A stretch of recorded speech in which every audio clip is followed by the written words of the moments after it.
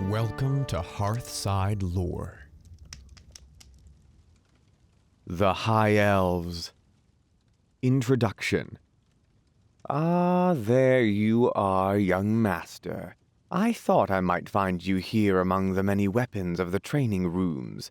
And yes, I know that you cannot be a general and cower in the rear, but you must understand the strategy of the whole army, as well as the detail of individual sword play. You will destroy the enemies of Ulthuan by crushing them with your armies, not with your own sword. But crush them you shall. Of that I have no doubt, for you will lead an army of noble high elves. For 5,000 years we have defended our shores from all who could conquer us. Even in our darkest hour, when our kin rose up and betrayed us, we fought with such determination and martial skill that they were vanquished. But before you do this, you must understand how to command your army, to conduct its many diverse parts into a symphony of destruction, to weave the potent sorceries of your battle mages with the rain of deadly shafts from our archers, to form an impregnable line of spears from which the armored might of your cavalry can leap to smash the foe. And if you learn these things, then, and only then, will you be a true prince. For the tactician, there are few more satisfying armies to play than the proud and majestic High Elves, deadly, swift, and precise. The power of the High Elves lies in their ability to hit the enemy hard, where and when they choose it, with the support of their awesome sorcery and devastating missile fire. The High Elves are refined and well organized, and they march to war in perfect unity, armored in their strong, flexible scale coats and wielding fine weapons of the highest quality. Taught the ancient arts of warfare from a young age, the High Elves are masters of sword and bow, a highly elite force. They are skillful and well led, though few in number. A successful commander must use each of his precious units to their full potential, fulfilling their designated role to perfection, and using each of them to support the rest of the army. As a defensive force, the High Elves are without peer. The citizen militia displays skills beyond those of most professional soldiers from other races. They're archers and spearmen capable of holding off almost any foe. Backed up by the mighty Eagle Claw repeater bolt throwers, the High Elves are almost immovable in defense. To bolster the citizen levy, the High Elves have a range of highly specialized elite foot troops, from the legendary White Lions, huntsmen without peer, to the sword masters of Hoeth, deadly warrior scholars with preternatural speed and skills beyond human comprehension. The High Elves boast some of the fastest and most skillful cavalry units in the Warhammer world. Swift and maneuverable, the proud and tall Silver Helms and the last of the mighty Dragon Princes are devastating, both in offensive and defensive roles, having the speed to charge and countercharge at will. The aim of any tactical High Elf commander is to strike hard and fast, dissecting the enemy and withdrawing before they have a chance to counterattack, while the stout defense of the High Elves is perfectly capable of holding out against almost any attack. The Sundering. It was a time of war, of kin strife and blood, a time of dishonor and broken oaths, a time of dark deeds and black betrayal. It was the time of the Sundering. Civilization tore itself asunder, and the gods themselves wept to see the beauty despoiled. Brother fought brother, father fought son, and no mother was spared the grief of slaughtered kin. Disguised by a mask of light, malice spread like a disease amongst the unwary. Where it walked, treachery blossomed. Where it spoke, corruption spread. Once more chaos reached out, and its vile hand cast a shadow over the fair lands of Ulthuan. Blinded by the light of our own creation, we forged a new world, ignorant of the prophecies that stalked our every step.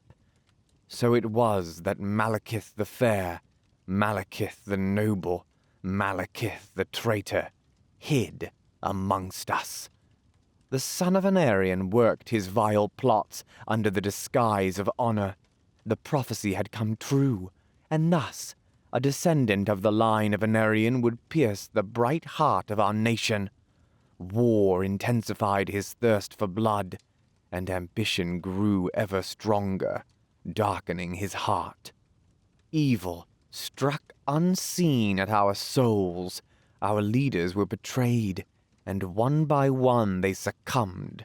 Those that saw through the deception were murdered before they could spread warning. Malekith, the master of darkness, grew ever more powerful. Betrayal stung the soul of every elf. Treachery ate at our hearts. Those who had once fought to save the land now broke down the towers and defiled all that was beautiful. Destruction was their goal, and murder was their war cry. But we would not bow to the darkness. United under one banner, we fought to save all we had built. Those who chose to enslave us saw that we would not fall.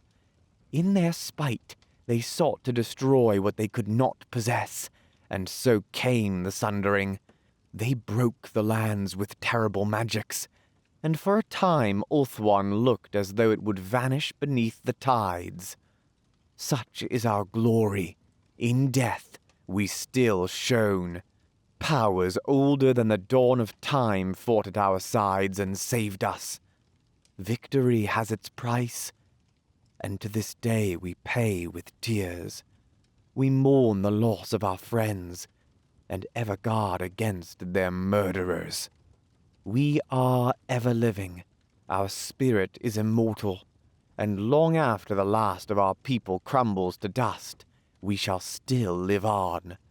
For we are the Asur, and for as long as there is light, then we will shine. The Elven Warhost. We, the Asur, are a noble people, our long and proud history stretching back to a time when men were still fur-clad savages, living on our fair isle of Ulthuan, set in the center of the great ocean. We are far removed from the petty squabbles of the lesser races. Here, we are able to practice our magic and our arts, perfecting them for no other reason than the sheer joy of it. We are a tall and slender people, slight of build and graceful of movement. Our armies, too, move with fluid grace, as do our warships and steeds. All that we touch is elegant and finely crafted, for we are a long-lived people, and refuse to surround ourselves with ugliness and discord. During our long lives we are able to perfect many skills, and our people are renowned for our highly skilled artisans, fine craftsmen, the beauty of our art, and the melodious grace of our songs. All in all, we are a race that loves beauty and treasures skill. But our days are not all spent in idle pursuits. Since the time of the Sundering, we have been a besieged and embattled people. Our cursed dark elf cousins are bent on nothing short of complete dominion over us, and their treacherous leader, Malekith, will not rest until he sits on the Phoenix throne. To repel this unending barrage of piracy and raids, we must train constantly for war, and remember the golden age before this hellish time of strife. The high elf nobility. The noble families have led our people through times of peace and conflict for thousands of years.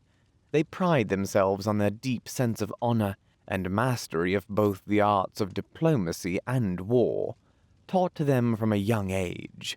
In times of conflict, they demonstrate this prowess through their flexibility, perfectly capable of fighting with unmatched skill in the thick of the melee.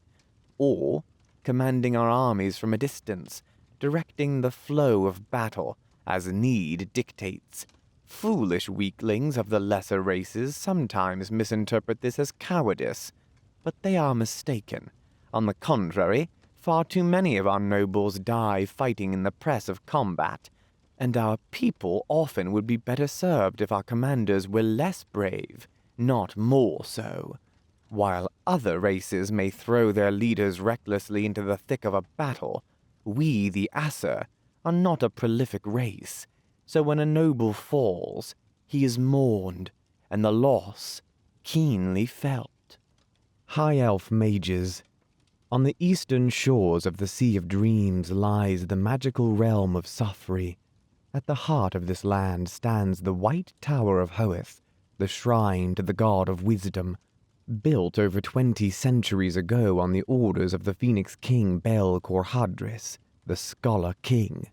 This bone-white structure rises far above the surrounding forests, its heights often obscured in cloud. Within the walls of the Tower of Hoeth is held the entire magical knowledge of our people, collected and compiled through the centuries by the greatest of Asur mages and scholars. Our people are a magical race. The flow of power is strong within our blood. Many of us show some talent in the subtle art of sorcery, though only the most gifted young Asur are given the privilege of being taught the art within the Tower of Hoeth. We have practiced our magic for untold millennia, long before the coming of man, and have developed our sorcery into a form far more refined than the crude fumblings of the lesser races. The power of our mages is harnessed to protect our Isle of Ulthuan, keeping it from sinking beneath the waves and holding at bay the dread powers of chaos. In times of strife, the Phoenix King will request the aid of Saphery. Those battle mages who accompany our armies are masters of their art, wielding awesome powers with which to strike down our enemies. Many a battle has been won by the famed mages of the White Tower of Hoeth. Citizen Militia. Spearmen and archers. The majority of warriors in our armies are citizen militia rather than professional soldiers. This militia is a form of part-time army in which all take their turn to serve, every elf providing his own battle gear in defense of his home and country. When he is inducted into the citizen levy, a keen-eyed young elf will begin his training in the archers.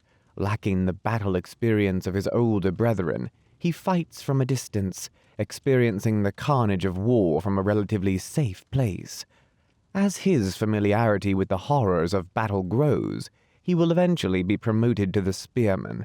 This is the senior arm of the militia, and is expected to fight bravely in the main line of battle.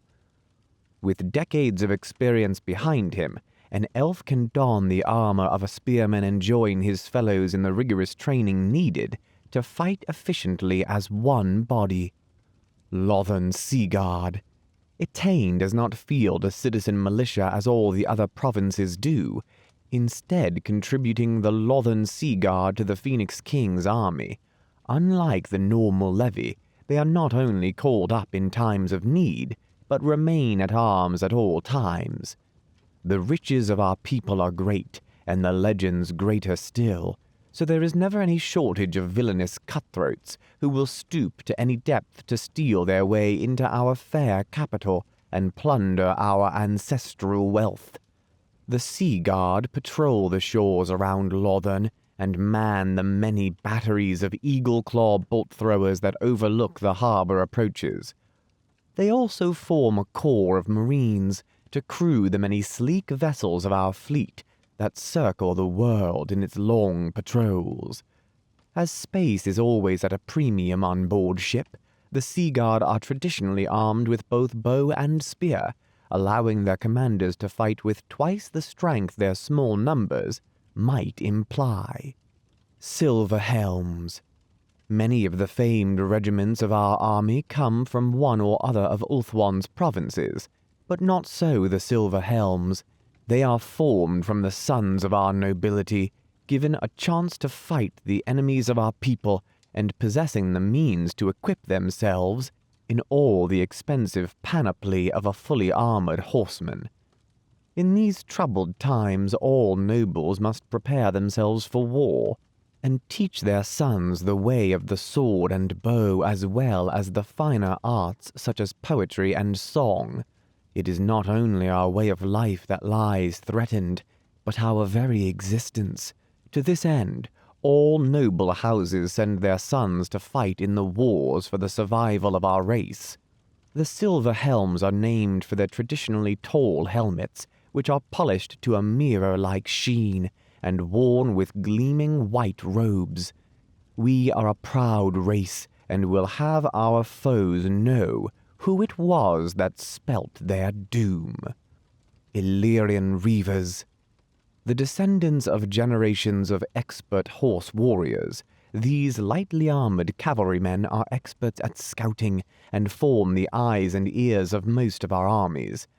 They range many miles around the army seeking enemy troops, places of ambush, and advantageous sites where the army can defend itself or give battle. Once battle is joined, the Reavers will usually ride around the flanks of the enemy army, skirmishing with the enemy scouts, and then turning the flanks of the enemy army, charging them in the rear as the rest of the host engages them in the front.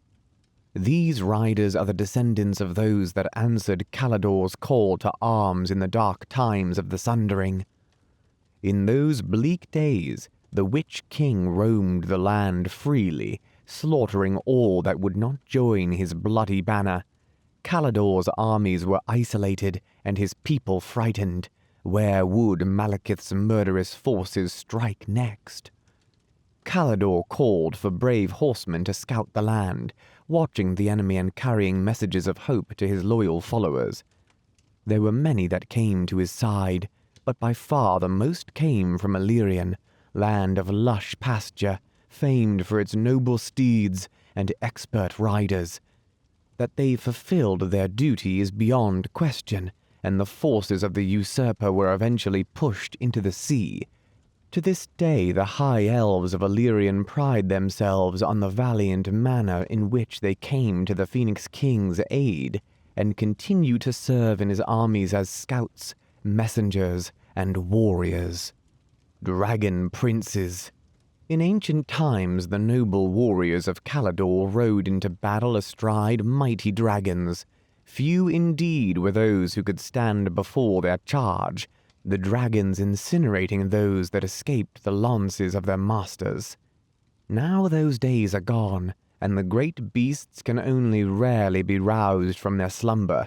Indeed, the dragon princes carry on their ancient martial tradition, fighting on the backs of elven steeds instead of great worms. Dragon princes no longer ride true dragons, but each piece of their battle harness carries a reminder of those glorious days. Their sturdy armor and dragon-crested helms are as much protection as the scales of a dragon itself, and every item carries the blazon of dragon wing, scale, or fire. They are the proudest unit in the entire army of the Phoenix King, and the only one not to dip its banner in salute to him. In fact, such is their arrogance that Prince of Caledor is a common insult among high elves of other lands. The nobles of Caledor always fight as one in such a unit, banding together to relive their ancient glories and remind those that would stand in their way that their traditional skill at arms has not been dimmed by the years. And who is to say that those long-gone days of heroism will not come again? The tides of chaos and evil are on the rise once more, and even the most ancient of the fire drakes stirs in its long sleep. The Loremasters read the many signs and portents, speaking of a final battle in which the dragon princes will ride once again on their fabled beasts. And who can say they are wrong? Sword Masters of Hoeth. There are many ways to travel the path of wisdom. Some fast and meditate for years, Others study obscure and arcane tomes, but for a few their true path lies in martial prowess. These are the sword masters. Though they are not only experts with a blade, they also learn to fight with their bare hands, or with any other weapon they can reach, especially their finely balanced ceremonial great swords. The center of their cult is the White Tower of Hoeth, at the heart of ancient Saphery. Here they study the secret ways of battle, honing their bodies and skills to unbelievable levels. Some say that they can cut a candle in half without disturbing the flame, others that they can fight in complete darkness, guided only by the sound of their foes' breathing. These expert warriors are the guardians of the White Tower, and serve as protectors of the mages and scholars who live and study there. But the sword masters are not hermits. Part of their duties is to serve as messengers for the tower's masters, and to this end they travel throughout Ulthuan, guarding traveling scholars or seeking out information to enrich the vast store that resides in the White Tower. In battle they are deadly opponents, eager to practice their great skills on real enemies, in an arena where there is no room for second best. This is the true test of their mettle, and the one they most eagerly seek. Shadow Warriors. Even in times of relative peace, the Shadow Warriors are never at rest. They constantly patrol the barren shores and bleakest hills as they watch for the inevitable Dark Elf raiders. The evil Drukai who sank their homeland beneath the waves and who steal their children and slaughter their kin. Little wonder then that battles between them are bitterly fought with no quarter asked or given. Tainted by association with the Witch King and the violent madness of Anarion, the survivors of Nagaryth are a very different type of Asur. Since the destruction of their lands, they have been a rootless and nomadic people, drawn to fight and unable to settle to more peaceful tasks.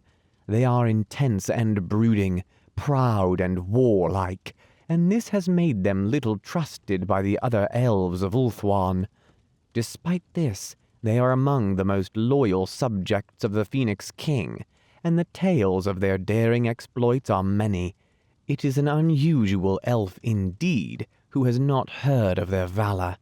Though they are wilder and perhaps more vicious than the rest of our people, it is because of their tragic past rather than innate cruelty. Given the bitter times through which they have lived, this is a flaw that we find easy to understand. Phoenix Guard. Of the many great warriors of our people, the most fearsome to face are the silent guardians of the Shrine of Asurion. Known as the Phoenix Guard, the main duty of these warrior monks is to protect the island shrine and all those who make their pilgrimage there.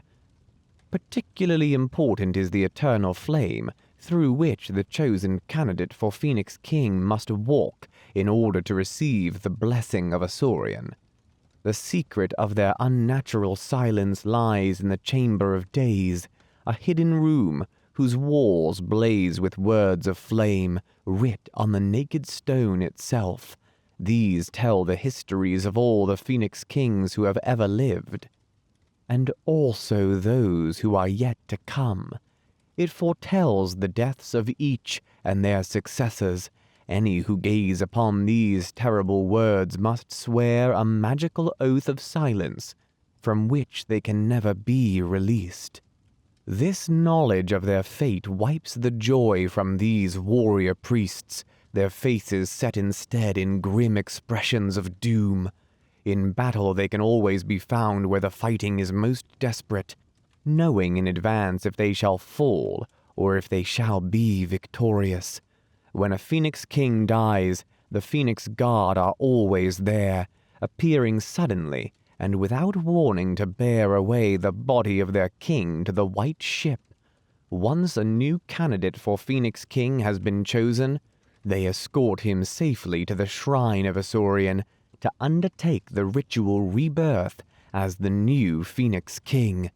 In battle, The Phoenix Guard fight with their ceremonial halberds, clad in embroidered fire that echo the sacred flame of Asurion. White Lions. Ever since the time of Caledor I, the closest bodyguards of the Phoenix King have come from the forested wilds of Trace. These are the bravest of the young elves of Trace, chosen for the honor of serving the Phoenix King by ancient rites. Not all are worthy to serve, and each must demonstrate his skill and bravery by tracking down one of the fierce white lions that roam the dark forests and barren mountains of that land. When they find one, they must kill it in hand-to-hand combat and take its pelt. Those that have proved themselves wear the cloak of the white lion as a sign of their undoubted courage, and may serve the Phoenix King as one of his bodyguard. In battle, the white lions use the traditional woodsman's axe of Trace, a finely crafted weapon which is said to be sharp enough to fell a tree or cut a man in half with one blow. Griffins. Griffins are noble beasts as beasts go, though they are far from tame and placid. Their heads are like that of a huge bird of prey, whilst their bodies resemble that of a lion or other great cat. All this is borne aloft by a large pair of wings that carries the griffin across the high mountains where it dwells. A patiently hand-reared hatchling can be trained to bear a noble upon its back, making a formidable mount in times of war. The people of Trace, renowned hunters and scouts, are particularly famed for their skills at raising and training the griffins that circle above the high mountains of their land. Great Eagles. These creatures are the last of a noble race that has lived in the high mountain peaks since before the rise of men. They are haughty and proud, and we have an ancient kinship with them. Caledor rode Sulinash, the great eagle, into battle in the times before the Sundering, and such were their heroic deeds that songs are still sung of them. Great eagles had been allies of our people since this time, and the sight of one soaring high above a battle is still considered a portent of victory. Some of the wisest of our people are said to be able to converse with the great eagles of the Anuli as easily as if they were passing the time of day with their own brothers. The eagles soar over the mist-shrouded peaks and rocky spires, and when they return they speak with our Loremasters. In this way the dire forces of chaos can never make their way down from the Anuli without fighting the warriors of Ulthuan waiting for them. Dragons. In days long gone there were many dragons to be seen riding the thermals of the mountain ranges and fighting alongside the heroes of the age. The largest nests of dragons were in mountainous Caledor, and the Asur of that realm were known as dragon princes. Rightly so, as they rode these majestic and fearsome creatures to war and vanquished all who opposed them. Now the great hall of dragons lies almost silent. It is still filled with the great forms of worm kind, but all are deep in slumber, the sound of their rasping breath filling the air. When times of danger are upon the Asur of Caledor, they try to rouse a few from their sleep, but it is an ever greater task. Not in a dragon's age is a common phrase among our people, and it has been many years since more than a handful rode the skies to battle. However, when they can be awoken, they are terrible to behold. The light catches their glistening scales before they spread their great wings to blot out the sun and light the world with their fiery breath. They are huge and terrifying monsters with a cold, alien intelligence which fills sane folk with dread. Repeater bolt throwers. We have no need for the crude black powder weapons of other races. Instead, we use the simple torsion-powered bolt throwers of our forefathers, content with weapons that will not blow up in our faces. The Eagle Claw bolt thrower, as the repeater is usually called, is a versatile weapon, and by far the most common of these devices. It is lightly made, though sturdy, and is easily portable. This makes it highly adaptable, and it is widely used both on ship and on shore. In fact, the same individual weapon can be used in either location, as they are designed to be taken from their mountings and carried with the Sea Guard when they venture forth. In battle, the Eagle Claw can shoot either a single bolt or a hail of steel-tipped death. This flexibility allows our armies to halt our enemies, whether they are heavily armored knights or teeming hordes of rabble. Tyrannoc chariots. A few charioteers are all that remain of the ancient way of war of the Tyrannoc nobility. In ages past, the coastal plains of their realm were full of herds of noble steeds and racing charioteers. The warriors competed with each other to see who could ride the fastest, or loose the most accurate arrow from the back of a speeding chariot. Then the Sundering came, and the once fair land of Tyrannoc sank below the waves. Not all was lost, though. Indeed, many of their finest warriors were elsewhere, fighting against the evil minions of the Witch King. In this way they were able to preserve their traditions and skills, but it was an embittered few that returned to their drowned land. Since then, they have spent their entire time tending their herds and preparing for battle. They serve in any Asur army, especially those that fight our dark elf kin, and will travel many days to join a force on the march. The mystic arts of Saphery. While lesser races must study magic in its corrupted, broken form, our mages harness its power as pure mystical energy.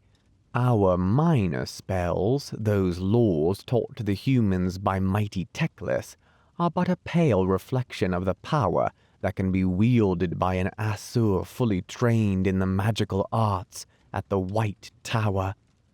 The ebb and flow of the winds of magic are ours to command, summoning great energy into themselves, or denying it to the enemy.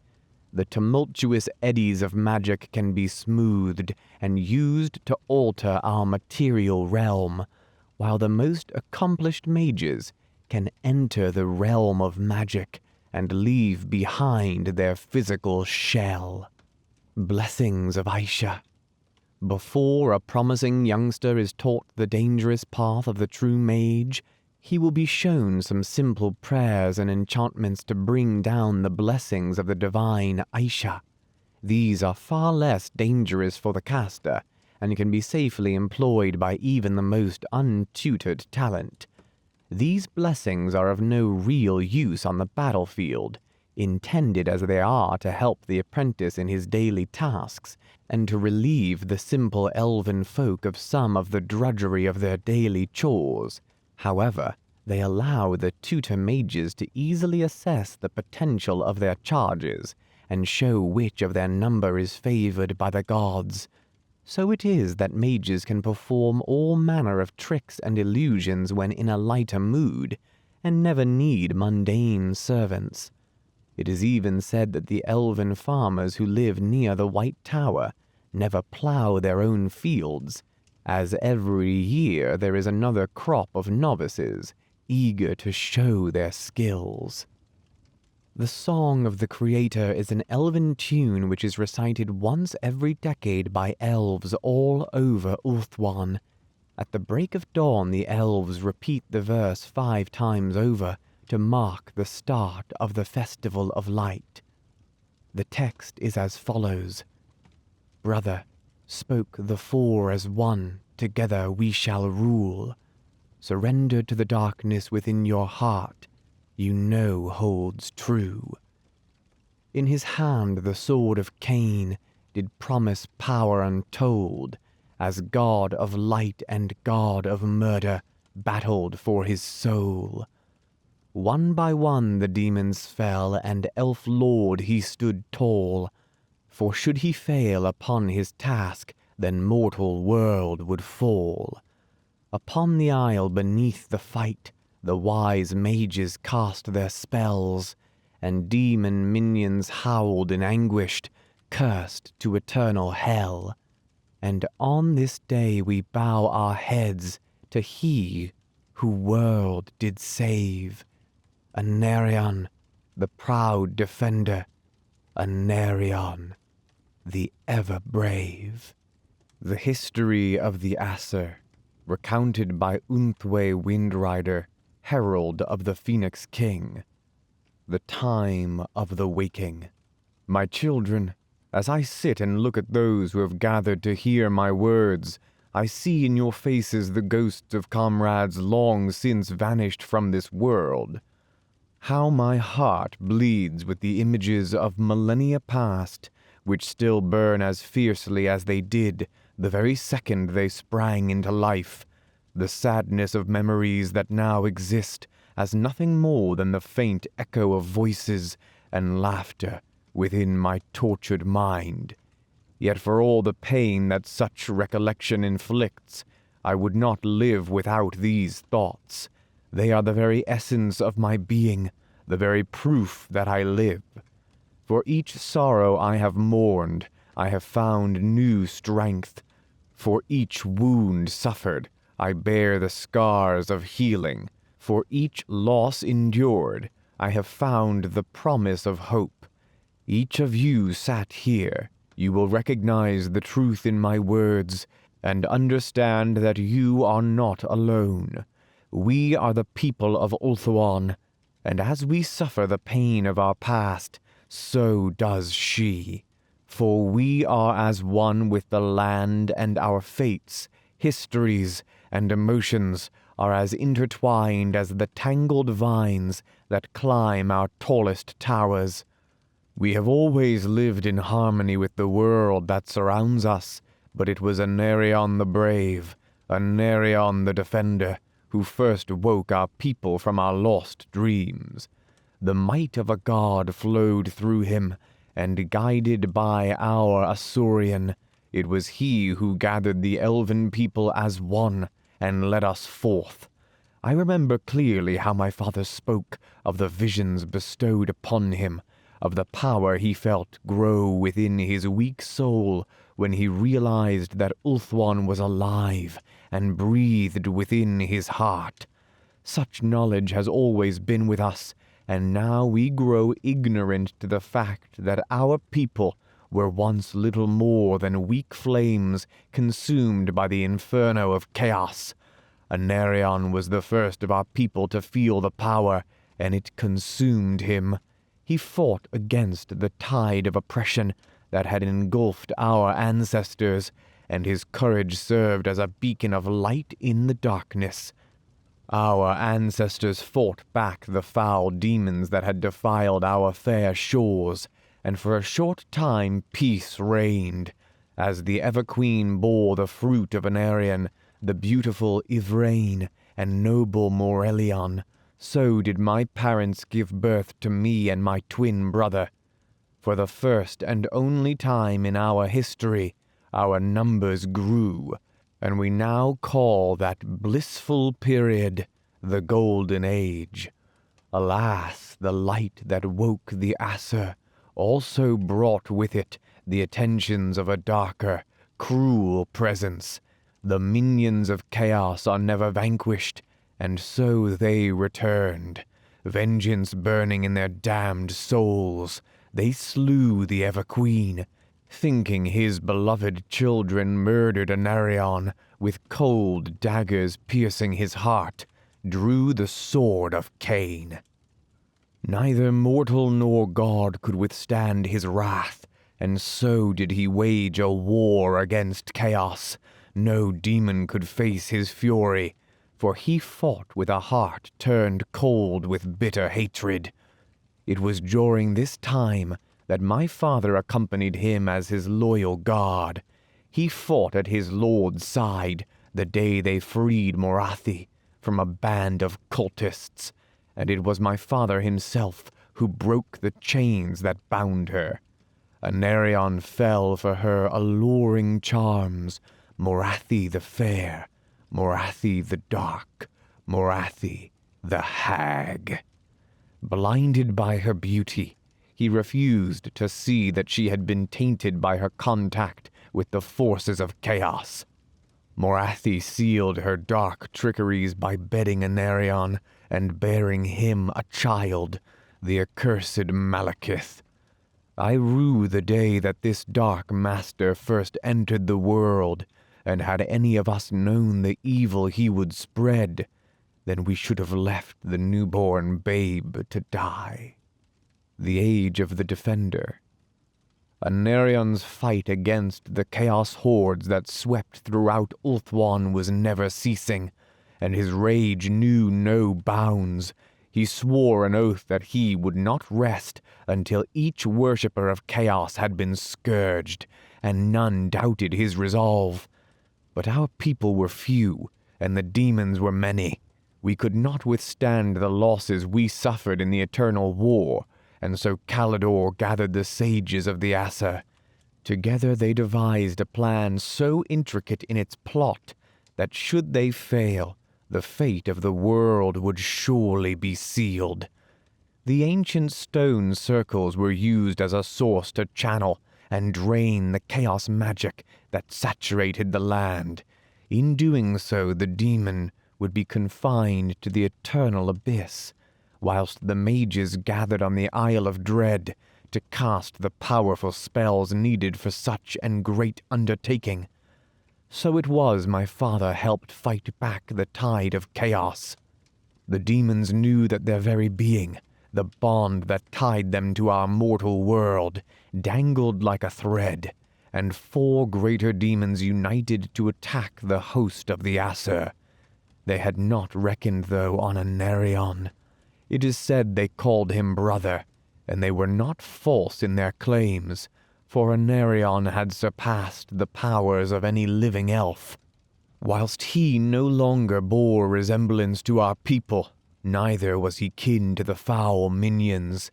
In a tremendous battle, Anarion and his noble dragon, the great Inraugnir, freely sacrificed their lives to slay the foul demons. On that dark day, I lost not only my king, but my father also, for he did not return from battle. All I have left to cherish his passing is this fine sword bestowed with his energy and his power. In battle I can feel the spirit of my father flowing through the weapon, and when I pass to the next world, my spirit will likewise be channeled within its blade. Ulthuan had found peace, but in so doing it was left without a ruler. To the joy of all, the children of Anarion were found to be safe and well. The mighty tree-man Oakheart, who to this day slumbers in rest within the depths of Avalorn, had borne them to safety. Ivrain was crowned the new Ever-Queen, and in her the spirit of Astariel lived on. Morelian had been sent to the east under the protection of an elite bodyguard, so that the line of Anarion would live on.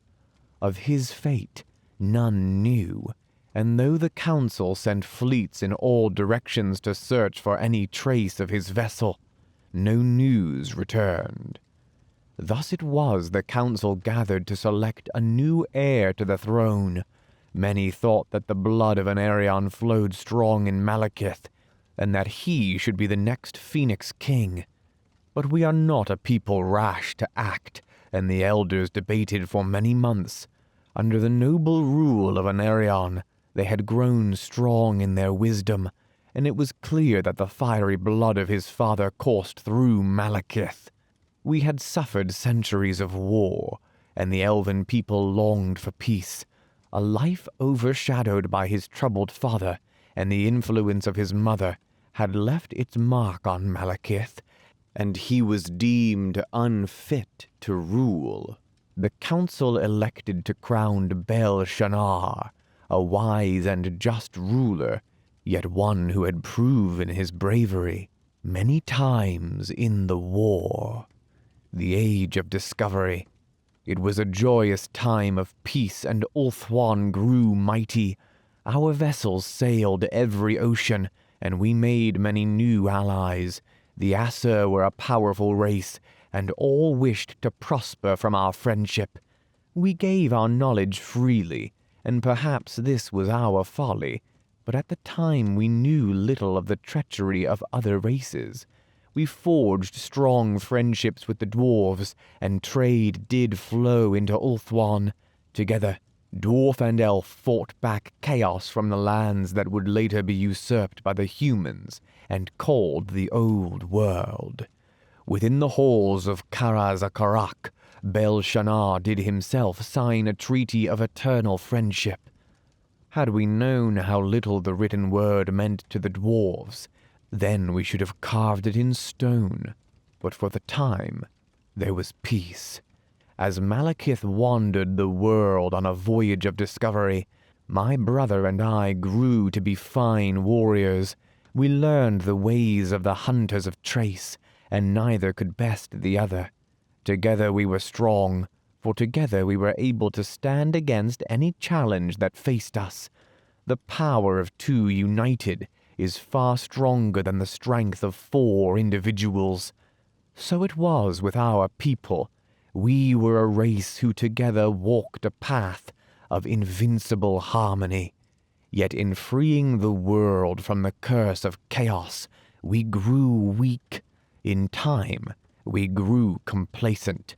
We forgot the spirit of harmony that bound us together as one with our land. Our vigilance faltered, and the cultists returned. Elves who had grown rich through trade and lost their way, surrendering to greed. Such was the splendor of Ulthuan that they were content to live as parasites on the bounties that the fair isle freely gave. They took from Ulthuan without giving, and so once again chaos found a root in the form of Slanesh, the god of pleasure. The leader of the cult was none other than Morathi. Perhaps the lure of chaos had found her weak, and once again broke through her defenses. Perhaps its taint had never been truly banished. As the widow of Anarion, she used her influence to draw many followers to her cult, and throughout Nagaryth, terrible practices flourished. At first, sacrifices of cattle were common. We abhorred such practices but let them pass.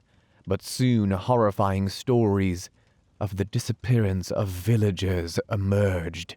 When Malekith returned from his travels, he denounced his mother as a consort of chaos. So began the Great Purge. Once again our people grew vigilant to the darkness that lurked close to our souls. Alas, with such purges follows distrust, and neighbors once free to express their love for each other now barred their doors in fear. Malekith led the purge, and it was a task he fulfilled with righteous vigor. Nobles we thought true to our cause were found to be worshippers of chaos, and Malekith would exact a swift and deadly punishment. How we could have lost our way to believe such lies I do not know, but I mourn those that died knowing they were true to Ulthuan. The people of Nagaryth were truly persecuted, and those families who lost their loved ones rose against the Phoenix King. Ulthuan teetered on the brink of civil war, and the Phoenix King had unknowingly become a puppet to Malekith. He called the council to gather at the shrine of Asurion to resolve how to prevent war. It was then that Malekith revealed his true devotion. It was only when the finger of his accusations turned to Bel-Shanar himself that we woke to his evil ploy. Perhaps Malekith had started his purge seeking truth, and the constant exposure to chaos had turned his soul dark. Or perhaps it had always been his plan. Now, though we saw him for all he was and fought against him, he poisoned Bel-Shanar and murdered the council. but now we knew him to be dark of heart. Stepping into the sacred flame, Malekith sought to prove himself worthy of ascension, but though he had deceived our people, he could not hide the blackness that corrupted his soul from the all-seeing light of the gods. The flame burned him, and he was cast from the fire. His followers took his shattered body back to Naggareth, where his mother healed his wounds with bitter tears, seeking revenge for her son's pain. Fearing the wrath that would descend upon her and her injured son, Morathi fled to the west, and we thought that evil had been forever purged from our land. The Age of Strife. Imrik, grandson of the great mage of the same name, ascended to the throne of Ulthuan, taking for himself the name Caledor. He was a warrior, one who could lend strength to our people in a time of need. Brother to the murdered Bel-Shannah, he knew that whilst Malekith still lived, then there could be no peace. As the prince received the news, I had proven myself worthy as a warrior. I had been on expedition in the wild mountains of Trace, and had slain my first lion. Little did I realize that the fate of the king and my own first humble steps into adulthood would become intertwined. Returning from the hunt, we heard the sound of battle and found a band of assassins attacking the prince. We rallied to his side and fought off the murderous villains.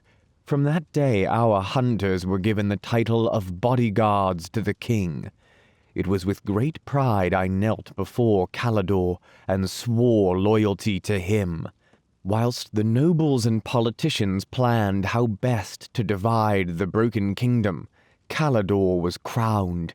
He bade them to unite the people to prepare for war. On the eve of Caledor's wedding to the Ever-Queen, word spread throughout the kingdom that Malekith had returned and had taken seat upon the throne of Onlek. Within days the people of Ulthuan became divided. Morathi's agents spread word throughout the realms that Caledor was a false king, a puppet of the courts. The people of Naggareth flocked to the traitor's side, and thus did Malekith gather an army to wage war upon his kindred.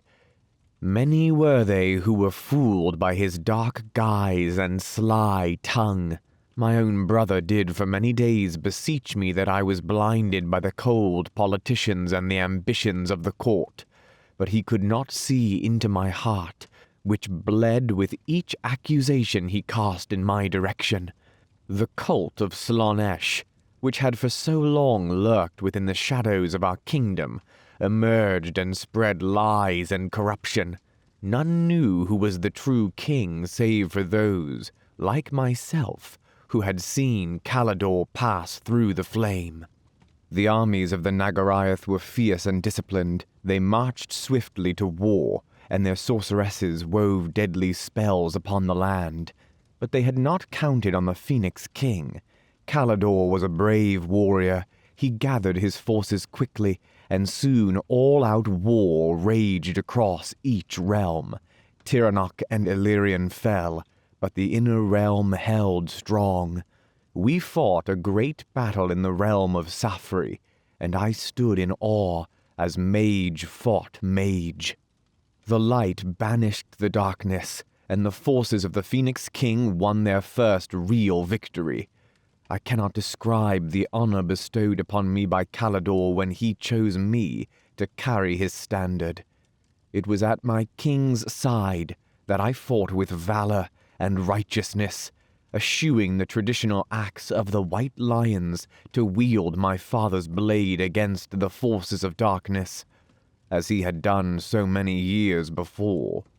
We could not vanquish Malekith in an all-out war, but we defeated him through cunning. We set traps and ambushed his forces as they marched to war. Time was our ally. With each defeat at the cruel hands of the Naggareth, more and more elves flocked to Caledor's banner. In war, the true nature of Malekith could not be disguised, and so it was he came to be the Witch King.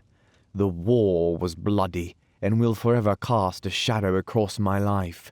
But it was not long before Caledor had gathered an army eager to avenge the deaths of the innocent. We had right on our side, and knew we could not be defeated. At the marshes of Malador, did the Phoenix King choose to meet Malekith's force. So it was I came to face my brother on the field of battle.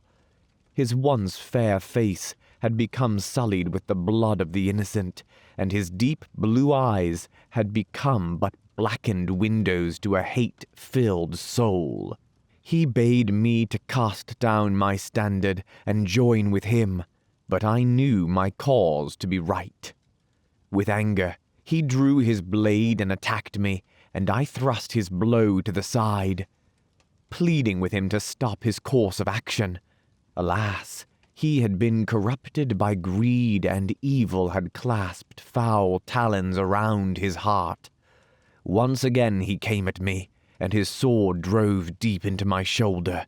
To this very day the wound still pains me as it did the very second the blade pierced my flesh. With his dagger he meant to end my life. So it was that I was forced to cleanse his soul, and with prayer on my lips I begged Asurion to judge him lightly, as I drove my own blade, the sword of our father, straight through his heart. He collapsed upon me, and I too fell unconscious with the pain of my wound.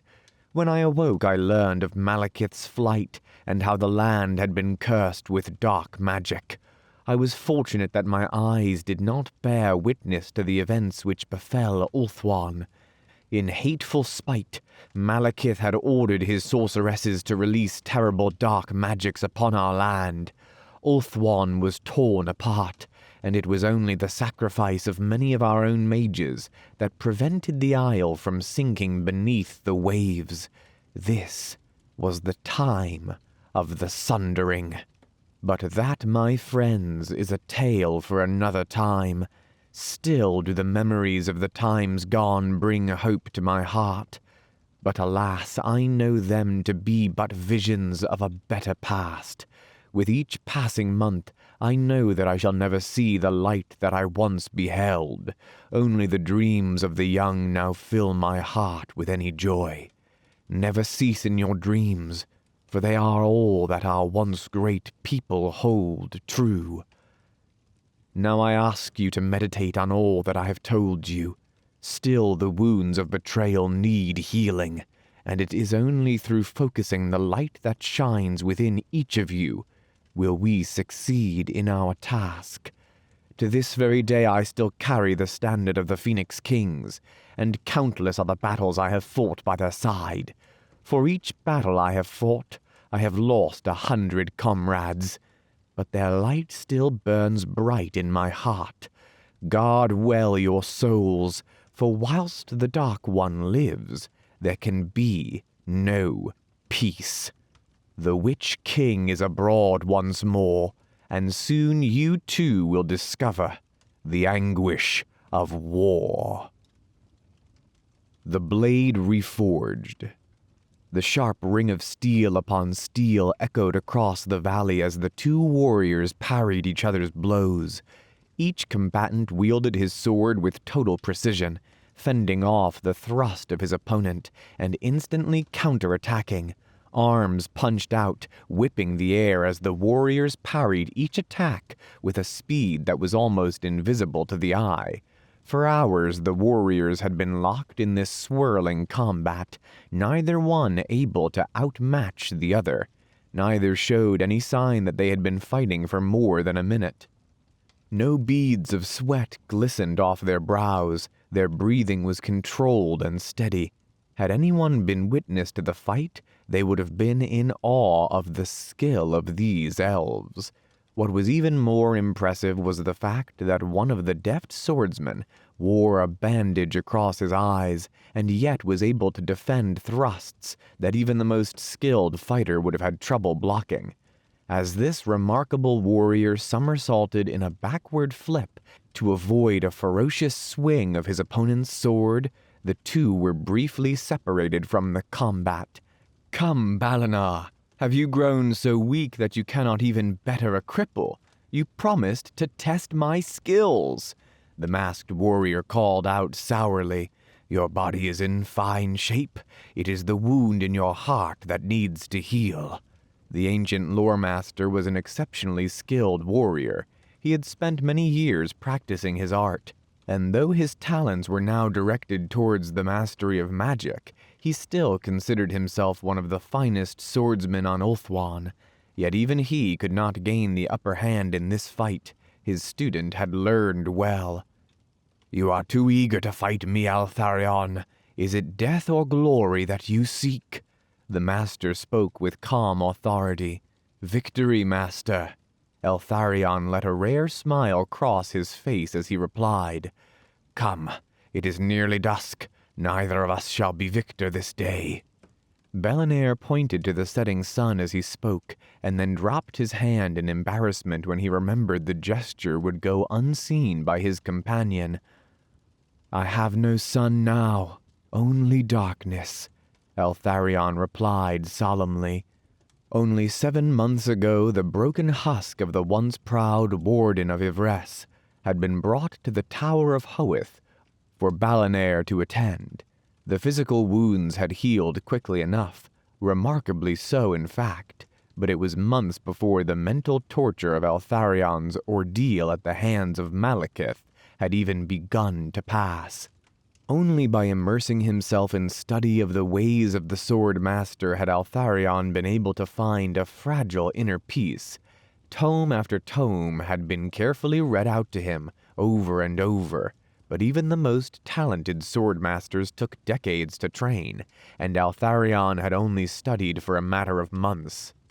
Balanar had laughed at his insistence that he was ready to join the ranks of the elite warriors of Hoeth, but Eltharion's constant passionate pleas had finally got the better of the ancient sage, and he had agreed to this duel. Now, though, he had a fresh respect for his pupil. Indeed, Eltharion was as skilled a fighter as any on Ulthuan, but it was not his prowess in battle that worried Balanar. No, it was the darkness that had settled on Eltharion's soul that was cause for concern. Even before Malekith's torturers had worked their wicked skills upon him, Eltharion had been a bitter warrior, plagued by the memory of his family's death while he lay helpless. The Warden of Yvresse had been eager to attack their dark cousins, the Drukai of Nagaroth, and even against the advice of both Tyrion and the Phoenix King, had led his army across the waves, seeking vengeance for the ancient wrongs of Malekith. Foolish pride, thought Balanar. Eltharion's arrogance almost matched that of the Witch King at times, and had goaded the ruler of Nagaroth from his dormancy of the last decades. In his rashness, Eltharion had brought the wrath of the Witch King thundering down into Ulthuan, and even now, while Eltharion recovered here in Hoeth, brave Tyrion strove to drive this new invasion back in the north. Defeated and physically crushed, Eltharion had been a shadow of his former glorious self. Even now, after so much healing, the elf was racked with guilt and anger in equal measure, unable to stomach the peace and serenity that all others had come to Hoeth to find. No, Malekith's lesson had not been learnt well by the young warden, who was more eager than ever to bring war and death to the realms of Ulthuan. Such burning anger could never lead to good. As he considered the shortcomings of Eltharion, Balanar circled around his student. True, it was not an honorable way to best a blind man, but not all foes were honorable, and he wished to prove once and for all that Eltharion could no longer adequately defend himself and his companions on the field of battle. Eltharion was stood in the shadow of a tree, with his head cocked to listen for any movement, With 3 rapid steps and a swift rolling of his wrists, Belinar arced his sword at waist height towards Eltharion's unguarded back. A mere fraction of a second before the sword cleaved into his midriff, Eltharion leapt high into the air, landing on a branch above his head. Amazed by the surprise move, Belinar stood dumbfounded as Eltharion sprinted on tiptoe down the length of the branch. Diving through the air, Eltharion landed with a lithe roll, before standing upright to face Belinar in one fluid motion. The Swordmaster span round to meet his opponent. Clad in Ithilmar armor, his movements were graceful and almost silent, but to the finely tuned hearing of the blind elf, even the slightest chink of metal upon metal rang out as clear as a bell. It was all the chance Eltharion needed. Launching himself through the air, he threw his blade towards the location of the noise. The sword flew straight as a javelin toward its intended target. Belinar was taken by surprise by the unexpected move and barely managed to deflect the blade. His opponent was now without a weapon, but it mattered little, even as Belinar brought his sword back from deflecting the attack. The warrior was atop him, his boots landing squarely on the jaw of the elf sage. The 2 fell to the ground, and Belinar realized his error too late, as the tip of a dagger nicked the flesh of his throat. "No more, good friend. I think you have proven yourself worthy of our order," Belinar said as he lay prone on the lush carpet of grass. For a moment, Eltharion hesitated, his face set in a grim expression, and the Loremaster feared he had pushed the warden too far with his ignoble attack. But after several heartbeats, Eltharion stood and offered his hand to the floored Belinar, who, grasping it firmly, pulled himself from the ground. The Loremaster retrieved his opponent's blade from where it had landed and handed it back to the blind warrior. "Let us return to the White Tower. There is still more that I can learn," Eltharion stated coldly. "You are setting down a path that can lead to great glory or great tragedy," Belinar replied after a moment's thought. "There is nothing more for you to study in the ways of fighting. Now, you must study your own heart." The War of the Beard. Listen, my children, and heed well my words. 'Tis a sorrowful tale of how the pride and greed of a nation led to war and the death of many innocents. During the reign of the illustrious Phoenix King Caledor II, peace reigned in the world, and people of Ulthuan did welcome the friendship of the dwarves. Our ancestors were masters of the world, and sought not to enslave, but instead to freely enlighten others to the fortuitous ways of our people. I remember well how the dwarves embraced our friendship. The forges of the stout mountain dwellers wrought fine weapons for our armies, which our greatest mages would enchant into powerful artifacts. In return, we educated their folk, for they were but a simple people who still carved their words upon stone. We taught them of magic and the arts, of literature and poetry, and it was a welcome alliance to all. But the dwarves are a race quick to temper and slow to forget. They are impetuous, and it is this fiery side of their nature that led to their folly. The Drukhai, our treacherous dark cousins, attacked and raided a dwarf caravan. As is their evil wont, they slew warrior and maiden alike, and stole away the dwarves' weapons. The dwarf king Gotrek Starbreaker, whose ignorance was well known among even his own kind, could not tell the difference between our own kin and those of Nagaroth. Quick to fury, he sent an envoy to Ulthuan, who demanded recompense for an act that was not our doing. I was amongst the many elves who welcomed him to our city, but his rude manners, unkempt appearance, and foul odor marred his role as envoy. Swearing by his beard that he would not leave until justice was served, he drew his axe in front of the king, demanding recompense. Since the Sundering, none have ever dared to draw a weapon in anger within the palace of the Phoenix King. Though it was our right to slay him where he stood, we were merciful, and condemned him by his own words, did shave him of his wiry beard, and cast him out from Ulthuan. It cannot be said of the children of Eltharion that we are rash to act, and our people have been likened to the bow and arrow. Like the bow we are strong, because we can bend to the will of others, living in harmony with those who fail to see wisdom. But like the arrow, if unleashed, we shall strike swiftly and surely, and slay those who would stand in our path. Thus, when the dwarf armies marched upon us, their hearts burning with the wrongful desire to avenge their pride, Caledor himself took forth the host of Ulthuan in order to prevent war. I, among others, did heed his command, that no dwarf be slain lest he do harm to an elf. But the dwarves were blind to the peace we offered, and so blood did flow upon the fields. Oh, in rivers it did flow. Still we showed no mercy.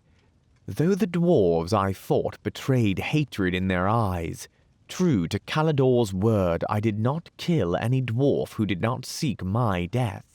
To prevent further bloodshed, Caledor called forth the dwarf prince Snorri Half-Hand, and bade him that they should resolve the quarrel before more lives were ended unnecessarily.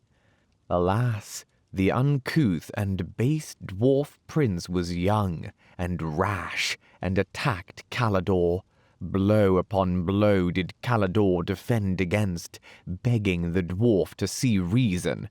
But finally the dwarf prince left the king no choice but to slay him. That day my heart was truly heavy with grief, and unwilling to spill more blood, our army left the field, having proven our honor intact. Such was the arrogant pride of the dwarves that Morgrim, cousin of the fallen Half-Hand, now sought to avenge their prince's death. All reason and sanity had left their minds, and they marched forth seeking war. For 2 days we retreated, preferring to bow down in the face of aggression, but the dwarf anger would not cool. We grew tired of fleeing from a cause that was not ours to defend, and when we could flee no more, our armies, with heavy heart, prepared for war. The archers tried to warn off the dwarf advance. I remember how the sky darkened as clouds of arrows fell in front of the dwarf lines, but they would not be stopped. Ever the aggressor, the dwarf crossbows drew first blood. In return we slew more of their kind, and for each dwarf that fell, a tear was shed. But still they came, and still we killed them. The wall of dwarf warriors collided with our glittering line, and yet Lord Imladric bade us not to cut down the foe, but to instead temper their attack. Too late did he realize that Morgrim's force was thirsty for vengeance. So noble was his heart, Imladric dropped his sword, offering his own life if the dwarfs would cease their fight. Morgrim mercilessly slew the defenseless prince, and our warriors retreated, knowing that the dwarves had no honor, and all chance for peace was lost. Not content with the harm they had wrought on our kin, a thirst for blood raged in the dwarves' dark, greedy hearts. They had crowned Morgrim the murderer a hero, and having tasted the rewards of evil, he craved more. Relentlessly he came upon our cities, slaying our civilians and razing our fields. The fair town of Athol Mariah, A place of serene beauty was destroyed, and its fine works of ancient art burned. Next they came upon Tor Alessi. But word of the dwarves' rampage had spread, and Caledor himself had come to the defense of the town. For 100 days the dwarf engines of war tried in vain to break the strong elven walls. When they knew this to be a futile task, they turned their attentions to the finely constructed towers, wantonly destroying them, though they knew they had no strategic value. Finally, Caledor granted the dwarfs entrance to the town if they would come in peace. Gotrek Starbreaker, High King of the Dwarves, agreed to this, and with a retinue of his blood-stained warriors, he entered our fair city. Rue the day we trusted dwarf kind, for during the night they murdered the sentries and opened the gates. The dwarf throng burst into the city, killing our warriors as they slept. They broke into the royal palaces and had plans to murder the Phoenix King. But Caledor had woken, alerted to the danger. Such was Caledor's patience and desire for peace that he would not fight Gotrek Starbreaker, for though the Dwarf King's eyes glowed with dark fury, the Phoenix King knew that in killing him, any chance of reconciliation would vanish. The High King attacked Caledor, rage blinding him to reason. I stood a helpless onlooker, watching the fight from afar. Many times could Caledor have dealt a fatal blow to the dwarf, but his anger was tempered with resolution to find peace. Alas, Gotrek was lost to all but vengeance, and his hammer wielded with hatred broke through the defense of Caledor, killing the Phoenix King. As if this cruel act was not enough, he then stole the crown of the Phoenix King, dwarf greed overcoming all thoughts of remorse for his deeds. Fleeing back to the Ever Mountain, he cowered behind the walls of his hold, coveting his stolen prize with grubby, bloodied hands. Incensed by the bitter stab at our open hearts, our warriors gathered to right what had been broken. But alas, the traitorous Witch King Malekith, hideous ruler of the Dark Elves, had made a dark pact with the dwarves and invaded Ulthuan before we could recover what was lost. We are not a race who seek vengeance, for we know too well the cost of hatred, nor are we a people who seek recompense, for we know the folly of pride. All our people desire is to take back what is rightfully ours and to hear words of remorse from those who murdered our kinfolk. That time shall come, my children, and you shall not have to bear the burden that I do. Against the Dark Host. From the parapets of the Phoenix Gate the army appeared as a black tide, sweeping forwards with deadly intent. The first black arc had been spied by the lookout only hours before, and as more of the sinister floating citadels had gathered, the host of Nagaroth had descended upon the shores. Tyrion stood motionless, watching the formations of dark elves. It had been centuries since he could remember seeing such a large host united to wage war against Ulthuan. The thought of his dark brethren tainting the soil of the fair isle reviled his heart to the core. For many months now, reports of raids all along the coast of Ulthuan had sickened his soul, and a growing anger had built up with the painful news of each new tragedy. It had been said that Malekith himself rode to battle at the fore of his army, but Tyrion could see no sign of the Dark Prince. Along the walls of the gate, young elves busied themselves carrying quivers of arrows and passing them to the proud city guard. The crews of the ancient eagle-claw bolt-throwers checked their machines. The gathering army was already in range of their weapons, but no missile would be fired until he gave the signal. A cry of terror sounded from one of the watchtowers. Tyrion looked to where the sentry had pointed. Diving down from the skies, a flight of dragons soared towards the gate's wall. Tyrion's keen sight could clearly see the rider at the fore of the formation. A shiver of cold emotion ran down his spine as he recognized it to be Malekith, the Witch King of Naggaroth. As the dragons opened their huge black leathery wings, swooping on a strafing course across the wall of the tower, Tyrion realized their plan.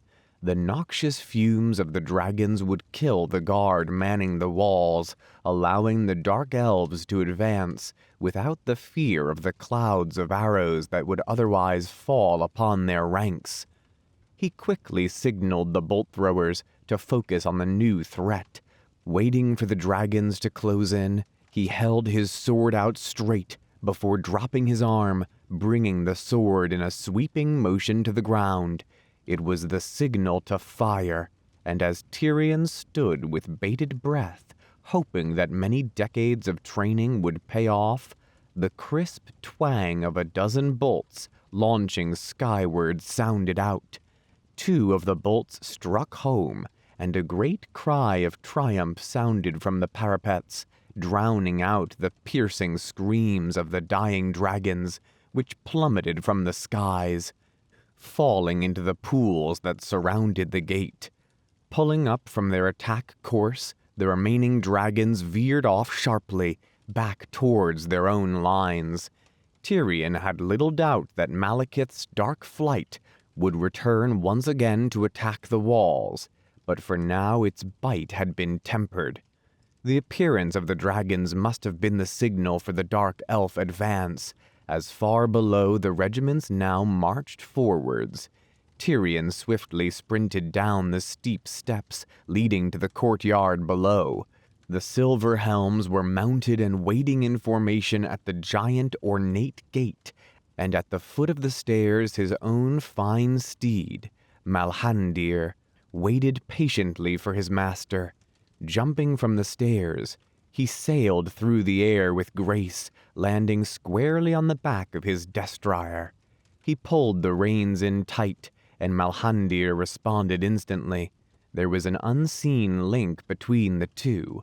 Such was the bond between Tyrion and his steed, that the fine horse could understand his master's wishes with the smallest of signals. Galloping to the fore of the cavalry formation, Tyrion thrust forward his sword, motioning for the gates to be opened. As the huge doors silently parted, the silver helms advanced from the fortress. The sound of the horses' hooves thudding on the lush green grass became a blur of noise as the charge of the silver helms picked up speed. Tyrion held his blade aloft, and within seconds, the shining lances of the riders around him smashed into the front ranks of the advancing Black Guard. Tyrion's blade wove a dance of death, felling one after another of the evil invaders, but he spied the banner of an old adversary. Before him stood Coran, Scourge of Ulthuan, captain of the Black Guard, commander of the Witch King's forces. His name was hated and feared among the High Elves. 2 of Coran's sinister bodyguards stepped in front of him to protect their lord, but Malhandir reared up, bringing his hooves crashing down on their skulls. Coran raised his sword to strike at the exposed neck of Tyrion's white steed, but as he thrust what would have been a fatal blow, Tyrion deftly parried the attack. More of Coran's ruthless Black Guard tried to pull down the High Elf noble from his horse. Tyrion had challenged their captain, but there was no honor amongst his kind.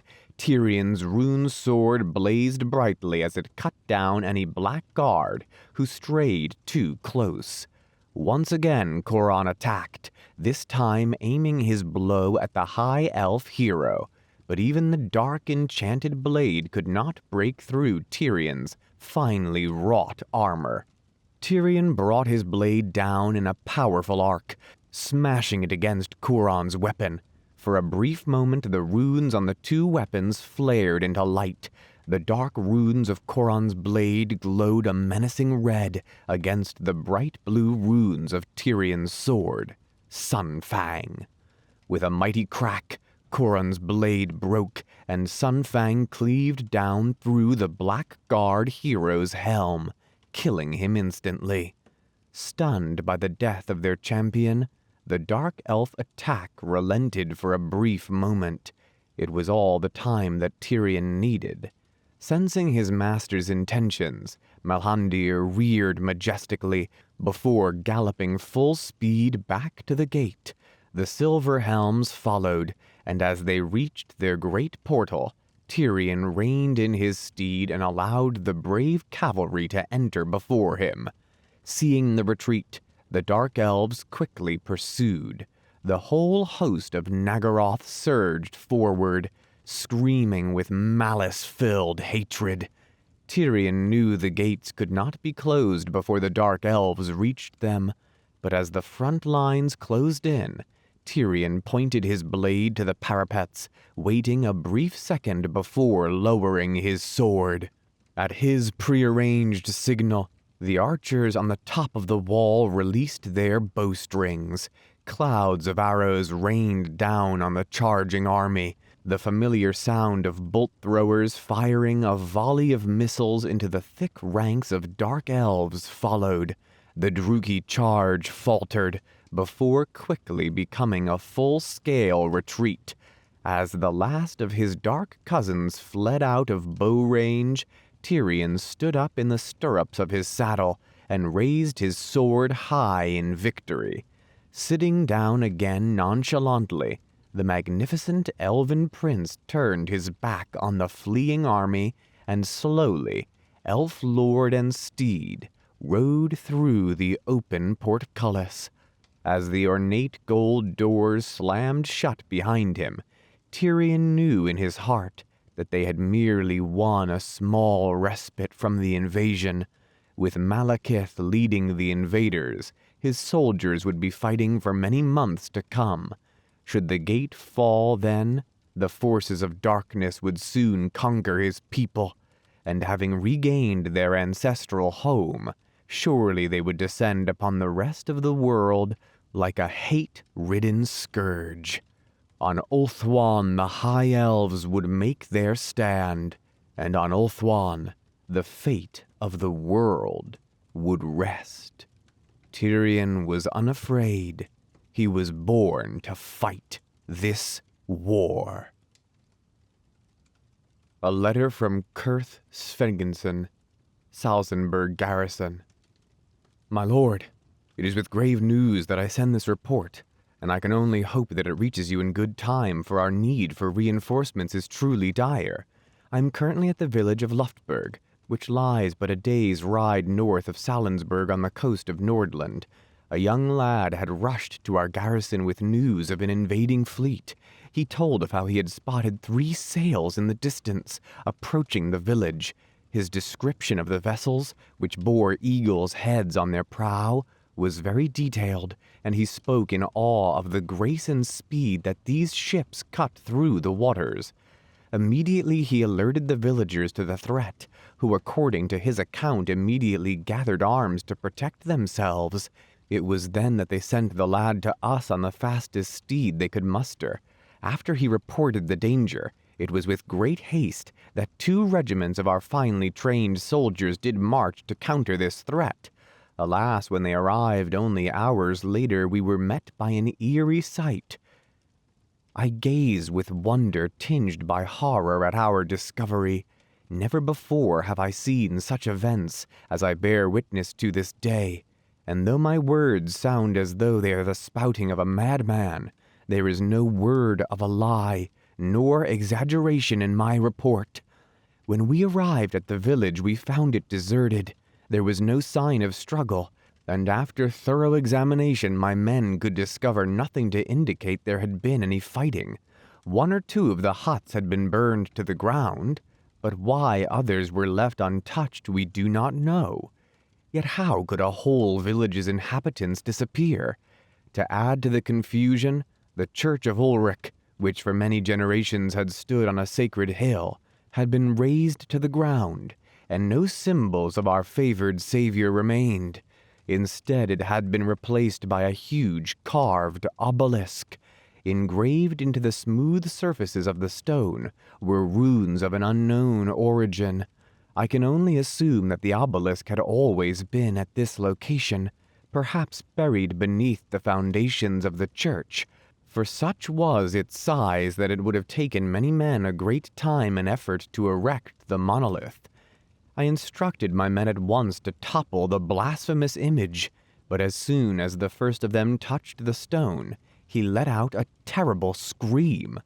I watched helpless as he was engulfed in a sorcerous blue flame. Moments later, only a pile of ash remained where he once stood, and this soon scattered, dispersed by the wind. Now my men fear to enter the village, and we are camped on the outskirts of a nearby forest. They talk of the place as being cursed, and say that those who built it should not have desecrated the land. Such talk is folly, but I must confess that I am fearful lest the attackers return this very night and attack our camp. The scouts already say that the forests are haunted, and even as I scribe this message, it has been reported that one of our sentries has been found missing from their posts. It is for this reason that I send you word of these grave tidings and await your response. May Ulrich see us through this difficult night and give us the strength against our fear. Yours faithfully, Kurt Svensson, Salzenberg Garrison. My lord, we found this message 2 days ago. It was pinned to a tree outside of the ruined village by means of an arrow of foreign origin. Of the 2 regiments sent to Luftborg, we found no trace. I await your instructions. Gunter Friedhoff, commander of the army of Nordland. Guardians of the Light. The annals of the High Elves recount a long history of noble struggle and heroic sacrifice. Their pages are soaked in the blood of brave warriors and selfless mages, many of whom gave their lives to protect their beloved homeland of Ulthuan. Here, too, are tales of restless explorers and wise-tongued ambassadors to far-off lands. All told, the history of the High Elves is full of valiant individuals, a few of which are described here. Corhill, hunter captain of the White Lions. The White Lions are the sworn protectors of the Phoenix King, and none is more dedicated to this sacred duty than their captain, the mighty Corhill. Standing almost a full head taller than his brethren, Corhill is a warrior of great might and skill, wielding his powerful axe with unparalleled skill and dexterity. His talent was noted from a young age, and his feats of arms have been long recounted among the proud people of Trace. His honesty and noble bearing has earned him the respect and friendship of many, and he was chosen for the position of captain after his predecessor was slain by the poisoned blades of a dark elf assassin. Corhill has proven to be an utterly loyal and devoted bodyguard to the Phoenix King, saving his life on several occasions. Steadfast in his belief and strong sense of duty, Corhill seeks neither recognition nor acknowledgement for his efforts, marching side by side with his lord being reward enough to satisfy him. Eltharion. The blind Eltharion has suffered greatly throughout his life, yet his formidable strength of will has overcome every obstacle in his path. During a daring raid on the dark elf city of Nagarond, he was mortally wounded by the poisoned blade of a corrupted witch-elf hag. Eltharion walked the paths of the dead, leaving his mortal shell far behind. While he was away from home, the marauding goblin hordes of Grom the Paunch attacked Ulthuan, devastating the landscape and slaughtering countless of the Asur. In the shadowy lands of death, the apparition of his father approached, telling Eltharion of his family's murder at the hands of the goblin raiders. He entreated Eltharion to return to the flesh and save Tor Ivres from certain destruction. Through sheer strength of will, the need for vengeance lending him strength, Eltharion forced himself back into his fatally wounded body, fighting and overcoming the poison that raced through his system. Having conquered death itself, he returned to Tor Ivres, leading the High Elves to victory over the goblin hordes inside the very gates of the city. He was chosen as the Warden of Tor Ivres, a duty he fulfilled with great vigilance. It was as Warden that he stood defiant before the wrath of the dread Witch King of Nagaroth, Malekith himself. Overcome by foul sorcery, Eltharion was subjected to unspeakable tortures, leaving him shattered in body and mind, a warning to those who defy the Witch King. Harnessing his unfathomable strength of will, Eltharion has drawn power from his ordeal and entered the Order of the Swords Masters of Hoeth, excelling in all areas of his training, despite losing his eyes at the hands of Malekith. Alarielle the Everqueen. Alarielle is the current Everqueen and co-ruler of Ulthuan, the chosen representative of Aisha, the elven goddess of the natural world. She is said to be the most beautiful being in existence, a beauty matched only by the dark seductiveness of the depraved Morathi, the hag sorceress of the dark elves. To the Asur, Alarielle represents the living embodiment of the goddess Aisha, and if she were ever to fall, her loss would be seen as a presage of the final destruction of Ulthuan itself. The sorceress power of the High Elves flows strongly with the Everqueen, and she uses her skills for the protection of Ulthuan, weaving delicate yet deceptively potent magic that befuddles the enemies of her people. Her power is that of nature itself, and it is said that flowers spring from the earth and blossom at her passing. When Alarielle mourns, the skies weep with her, and when her wrath is incurred, thunder rolls over the fair Isle of Ulthuan, a warning to all who wish to harm the Asur homeland. With her elite maiden guard standing at her side, and championed by Prince Tyrion himself, Alarielle defends her people against any and all who threaten their peace. Imrik, Dragon Prince of Caledor. Caledor is now a silent realm. No longer do the skies ring to the cries of dragons and the roar of their fiery breath. No more do the caves rumble with their sounds, nor does the earth shake beneath their heavy tread. Instead, there is nothing but the hollow echo of the elves' footsteps in their ancient halls. Most noble of these princes of dragons is Imrik, last of the line of the Phoenix King Caledor. It is he who remains one of the few that can wake the dragons in time of need, and then only a few.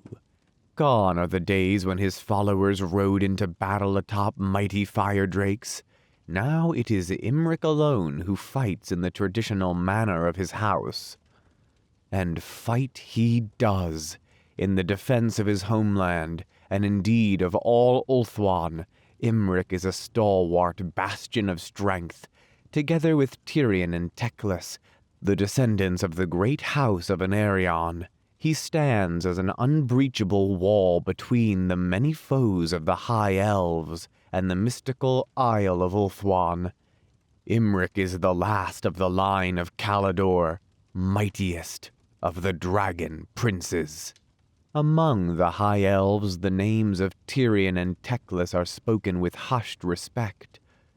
The fame of these twin brothers extends throughout Ulthuan and into the lands beyond.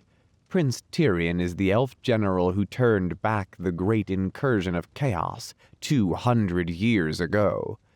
Teclis is the greatest sorcerer of this age of the world, a mage so powerful that spells and magical artifacts are named after him. Born into one of the oldest families of Ulthuan, the brothers can trace their line back to the doomed king Anarion. First and mightiest of the Phoenix Kings of Ulthuan, it is their destiny to perform mighty deeds and shape the fate of kingdoms. The brothers are as different as night and day. Tyrion is tall, proud, and fair, a master of weapons, a match for the dragon princes of old in battle prowess and skill, the chosen champion of the Ever-Queen of Avalorn. He is a warrior without peer and a foe without mercy. Among the dark elves of Nagaroth he is known as the Reaper. To the goblins of Red Axe Pass he is Orc-Bane. And to the north, the Norse know him as Man-Killer. For 2 centuries he stood between the elves of Ulthuan and their many foes. He is a mighty champion, an unbreakable shield against the darkness. In him it is said that Anarion the Defender has come again. The age-old curse on the line of Anarion affected Tyrion's twin brother Teclis more strongly. Where his brother was mighty, he was weak. Where Tyrion was golden-skinned and yellow-maned, Teclis was pale, dark, and gaunt. Where Tyrion was fair-spoken and noble-minded, Teclis was caustic-tongued and bitter. From birth he was sickly and consumptive. As a child he was driven by an insatiable curiosity and showed an awesome gift for sorcery. He was schooled by the shadowy lore-masters of the Tower of Hoeth, who recognized in him great power. Within the precincts of the White Tower, guarded by magical illusions of great cunning, he learned the intricacies of sorcery and rose to become a true master of high magic. The Dark Elf Wars. When the great incursion of chaos came, destiny touched the twins. From the north, the Dark Elves swept through Ulthuan's looting, burning, and pillaging. Allied with the servants of the 4 powers of chaos, they seemed unstoppable, the gigantic black arcs of Nagaroth vomiting forth a wave of corruption onto the shores of the elf lands. Ships of rune-woven red iron brought frenzied chaos warriors to Ulthuan, and the Witch King of Nagaroth once more set foot on the land from where he'd so long ago been driven. Everywhere the unprepared elves suffered defeat after defeat at the hands of their chaos-worshipping kin. In the lands of men things went no better. The shattered empire, long a cauldron of factional strife, could not stand against the tide of chaos. It was a time of blood and darkness. The world was ending in death and despair. Tyrion was in Avalorn, at the court of Alariel, the newly crowned Ever-Queen when the Dark Elves came. The thunderous voices of their beasts filled the ancient woods. The shrill blast of their brazen trumpets echoed triumphantly through the heart of the land. Hurriedly, the maiden guard of the queen moved to meet the threat to their lady. A hastily assembled force of warriors was thrown into battle, but to no avail. The Dark Elves were too strong, and it looked as if the Ever-Queen, the spiritual leader of Ulthuan, would fall into their clutches. In desperation, Tyrion pulled her from her silk pavilion and cut a bloody path clear of the massacre, slaying any dark elf that got in the way. As they fled, Tyrion was stabbed by the blade of a witch elf, but disregarded his wound, and the 2 escaped into the heart of the ancient forests and disappeared. Word of the Ever-Queen's loss spread through the land, and the hearts of the elves were filled with despair. When the news of his brother's disappearance reached the White Tower, Teclis refused to believe his brother was dead. From birth, he and Tyrion had shared a special link, and he was convinced that if Tyrion were dead, he would know. He decided to leave the tower and seek him out. Using all his cunning arts, he forged himself a blade and wove it round with deadly enchantments. Seeing that Teclis could not be dissuaded, the High Elf Loremaster gifted him with the war crown of Saphery and let him go. He sensed destiny in the youth and knew that the fate of the elf kingdoms rested on his shoulders. Teclis was stronger now.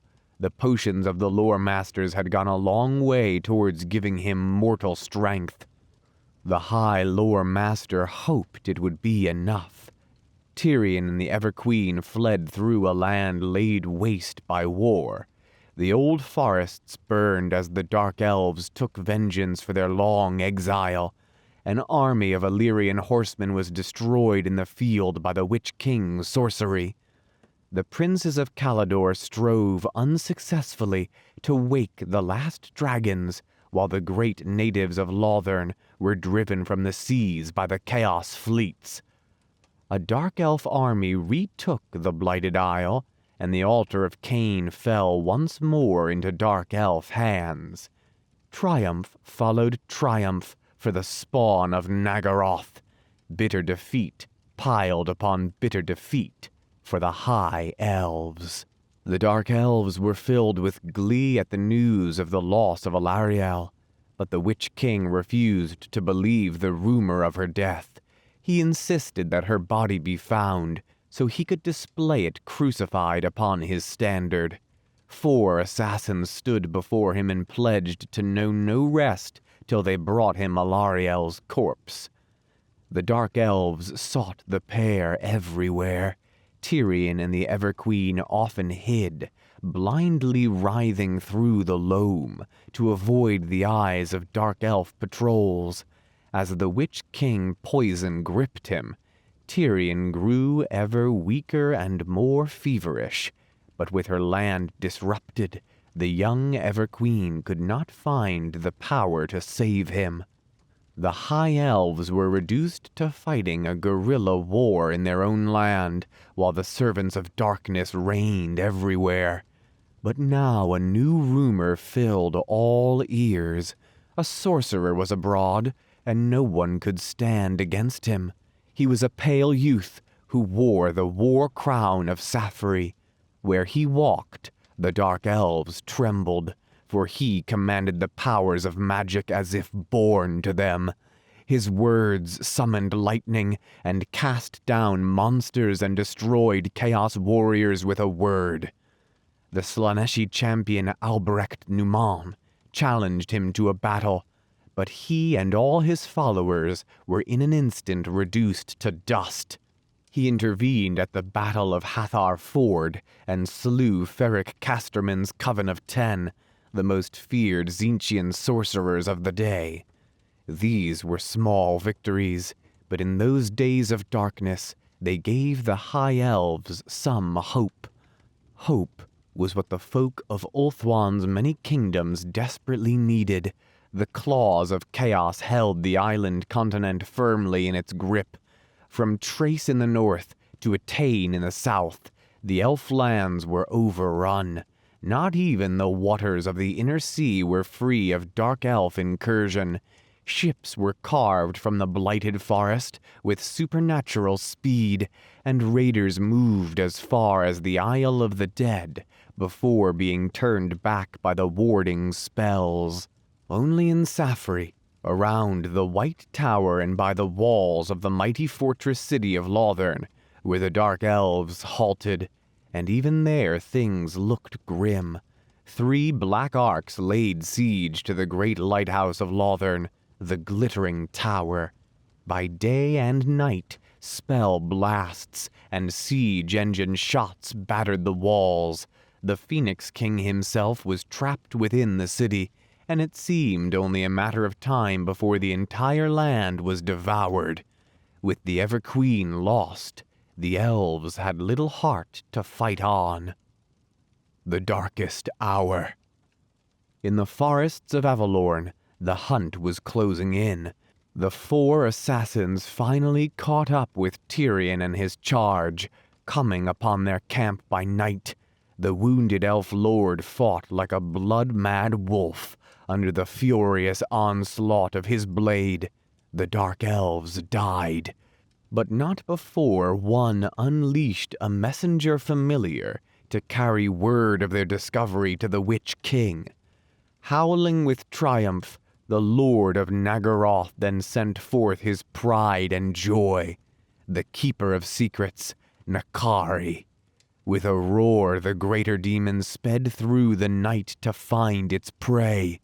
The demon found Tyrion and the Everqueen in the dark hour before the dawn, descending upon them like a falling star from the firmament. Once the Everqueen could easily have banished the demon, but her power was much reduced even as her land was ravaged. Tyrion reeled to his feet, determined to sell his life dearly. With a sweep of one mighty fist, the demon dashed the wounded warrior aside. Looming over the Everqueen, it reached out to caress her cheek with its claw. Lightning suddenly split the night, and the demon was knocked back. A frail-looking figure emerged from the forest. On his head was the horned moon helm of Saphery, and he swiftly took up position between the queen and the Keeper of Secrets. With an angry bellow, the demon rose to confront him. Teclis spoke words of thunder, and a sphere of coruscating energy leapt forth, its touch instantly casting the demon back into the realm of chaos. Swiftly, Teclis went to his brother's aid. Using all the healing lore he had learned in the White Tower, he managed to summon Tyrion's spirit back from the brink of death's abyss. When the demon's defeat was revealed in his black orb of seeing, the Witch King was enraged. He ordered 1,000 enslaved elf prisoners sacrificed to Slaanesh immediately. The war blazed on with renewed ferocity. Teclis guided the Everqueen and his twin to the shores of the inner sea. There they were picked up by a white ship crewed by the remnants of the Queen's guard. This carried them to the plain of Finuval, where the shattered remnants of the elf armies were assembling for a desperate last stand. Charioteers from Tiranoc raced into position between Silver Helm cavalry and spearmen from Kothic and Ivres. Illyrian cavalrymen mustered beside the elite white lions of Trace. Griffin-mounted elf lords roared over the army. Sword masters of the White Tower formed up alongside the Everqueen's maiden guard. When word of the Everqueen's presence was known, a great cheer went up from the army, and all the warriors gained new heart. But then, a cloud of dust on the horizon announced the arrival of their enemies. The Battle of Finuval Plain. That night the two armies camped almost within bowshot of each other. The watchfires of one force could be seen by the pickets of the other. In the elf camp, Tyrion and Teclis were greeted by their father, Arathion. The old elf lord gifted Tyrion with the dragon armor of Anarion. This armor had been worn by the first Phoenix King during the ancient wars with Chaos. It had been forged in Val's anvil and could resist the fiery breath of dragons. Out of gratitude for his rescue of the Everqueen, the elves of Illyrian presented him with their finest steed, Melhandir, last of the blood line of Korhandir, father of horses. The Everqueen herself gifted him with a heart-shaped brooch, which she had woven with enchantments for his safe return. In his mighty fist, Tyrion grasped the rune sword Sunfang, forged in elder days to be the bane of demons. So Tyrion was made ready for battle. To Teclis Alariel gave the sacred staff of Lilith. It granted him strength and power so great that he had no need for his enabling potions. He refused the offer of any sword, preferring to use the blade he had forged with his own hands. He was now ready to stand beside his brother in the heat of battle. The coming of day revealed the full extent of the Chaos forces. Endless ranks of dark elf crossbowmen chanted the praises of Slaanesh.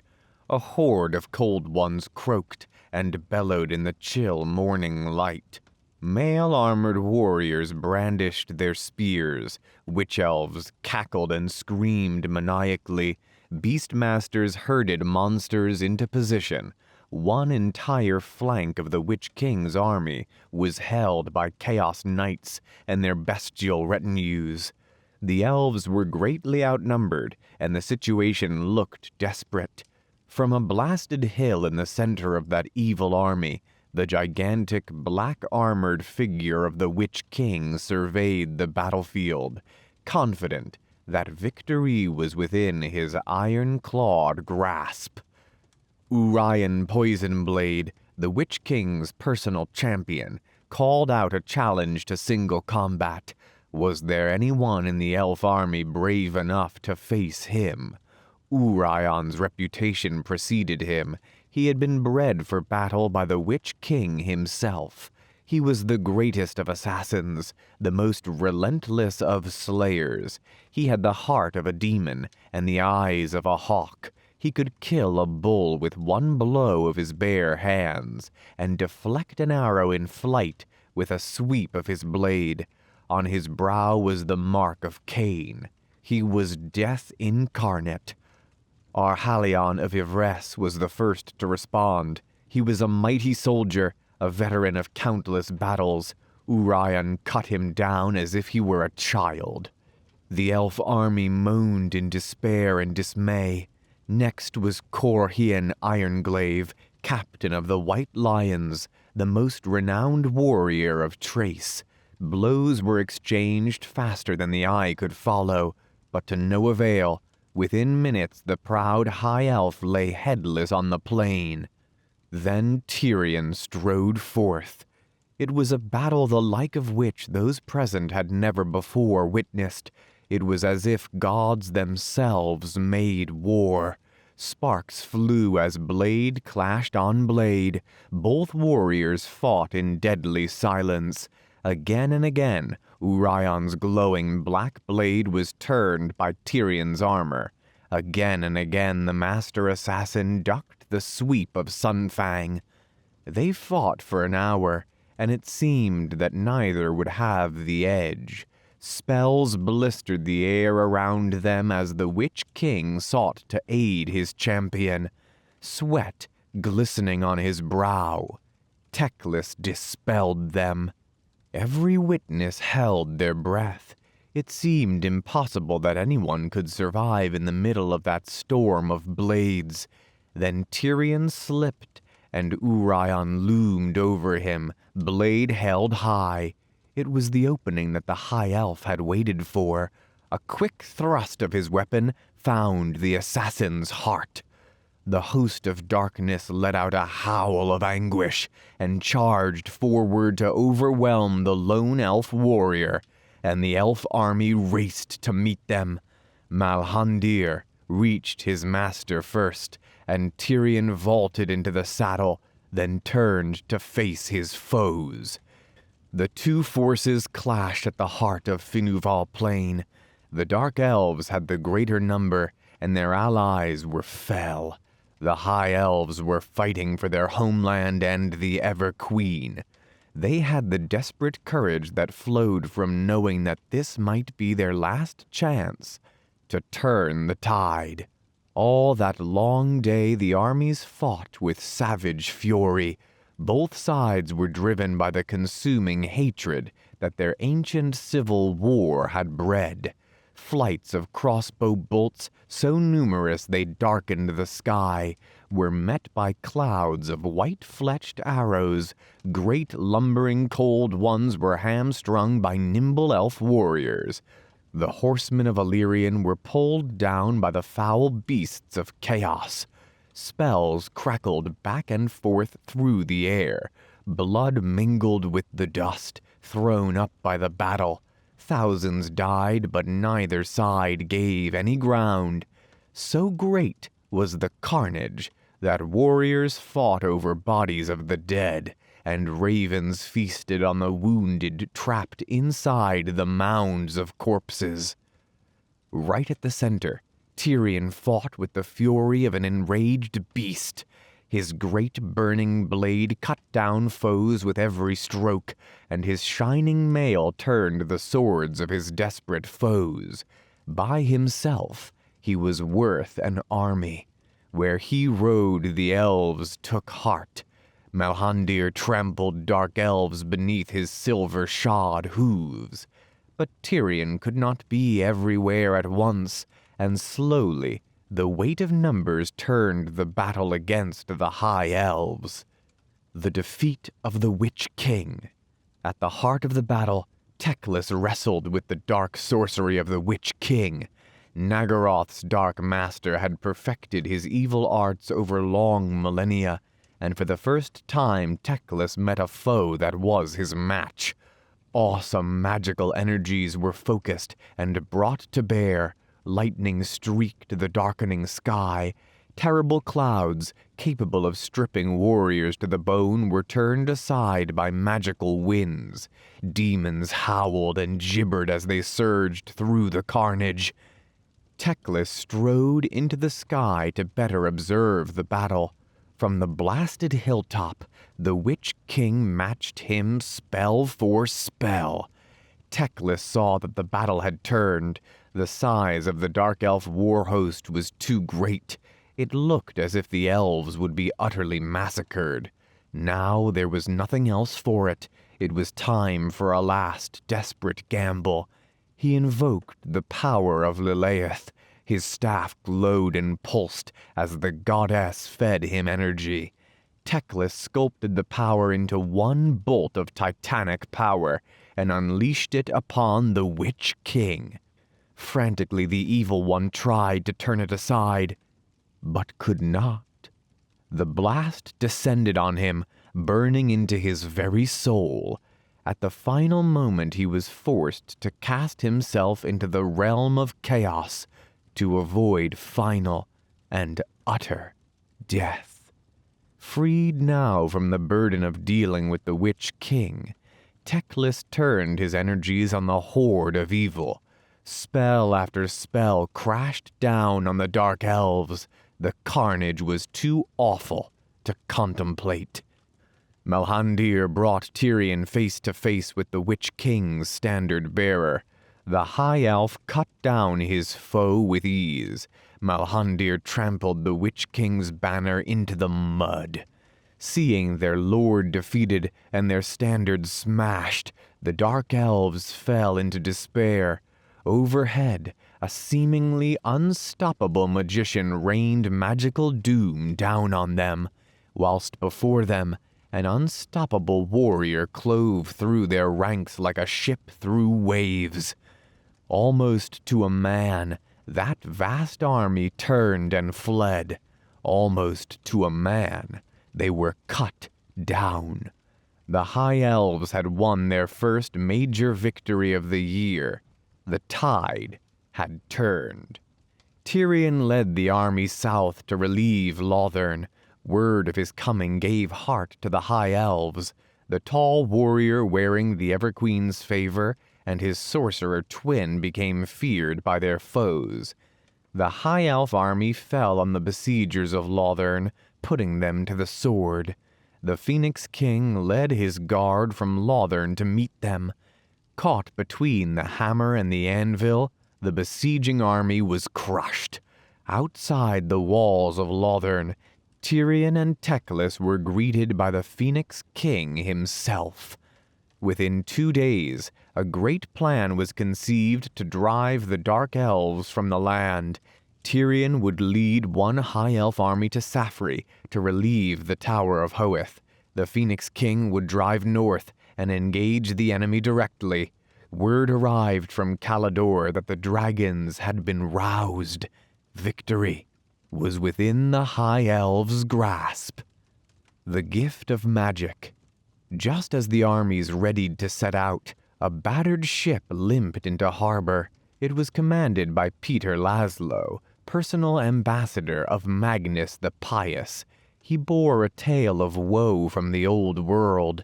The armies of chaos had overrun Kislev and looked set to sweep over the lands of men. Magnus had led the human defense of the empire, and desperate for help, he had sent to the elves for aid. The elves knew that they could barely spare a single warrior from their forces, and yet they knew that if mankind failed then, the forces of chaos in the old world would be free to aid the Dark Elves. Hearing once more the call of destiny, Teclis volunteered to go to the aid of mankind. Yrtel and Finrinir, two of his old comrades from the Tower of Hoeth, agreed to go with him. It was all that could be done. The two brothers parted at the docks in Lothern. It was a bleak farewell.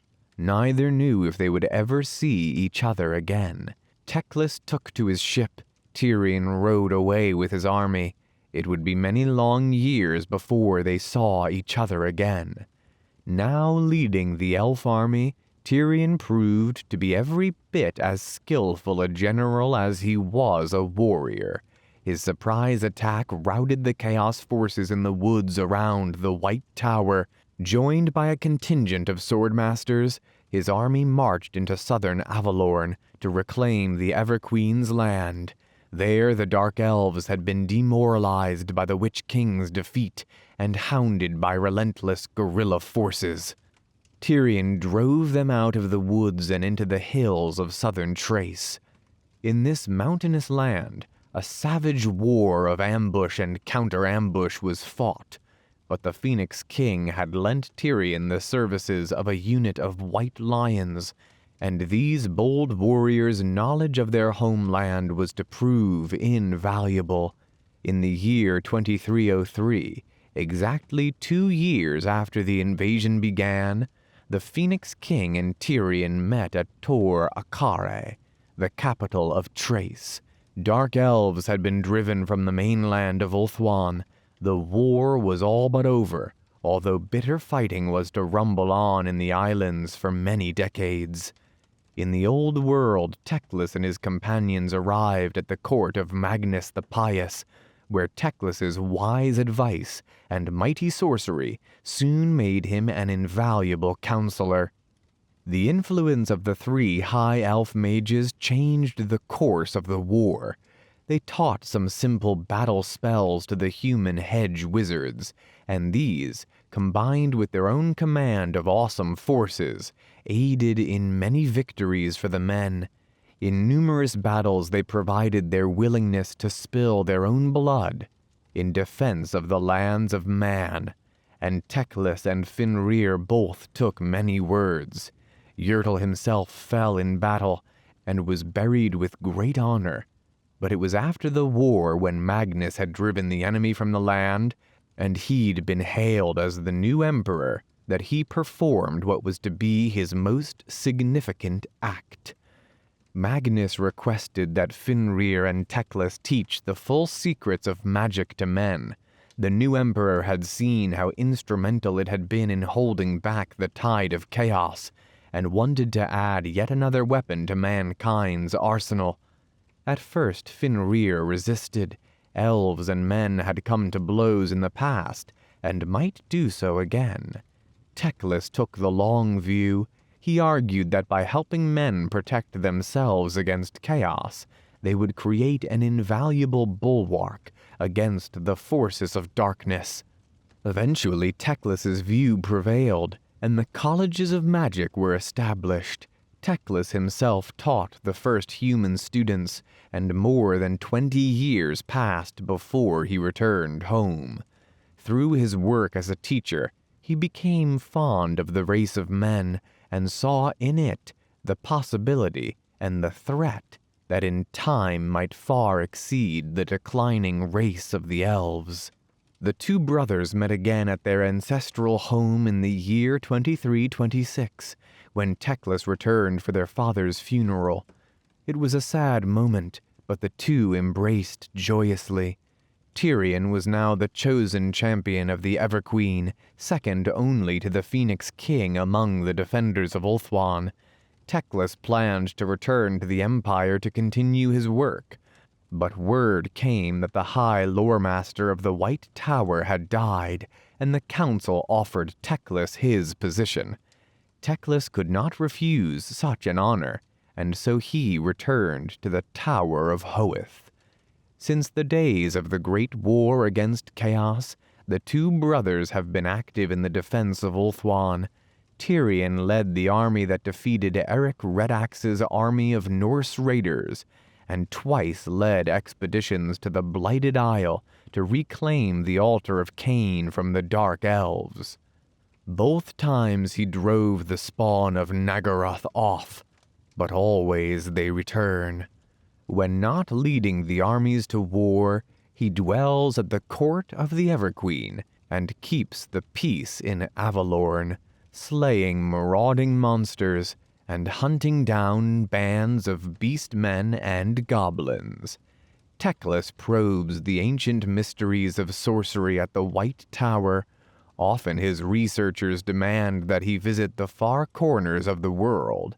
He had ventured as far afield as Cathay and Lustria, and has aided armies both human and high elf against the forces of evil. Tyrion, defender of Ulthuan. Prince Tyrion is the greatest living warrior of the High Elves.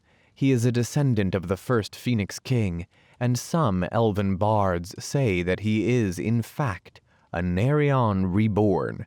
So valiant and skilled is he. Tyrion was commander at the glorious Battle of Finuval Plain, when he routed the host of Malekith and slew the Witch King's personal champion, Urion Poisonblade. He is the protector of the Everqueen and defender of all Ulthuan. In these troubled times, Tyrion is leading his people once more against the armies of Naggaroth.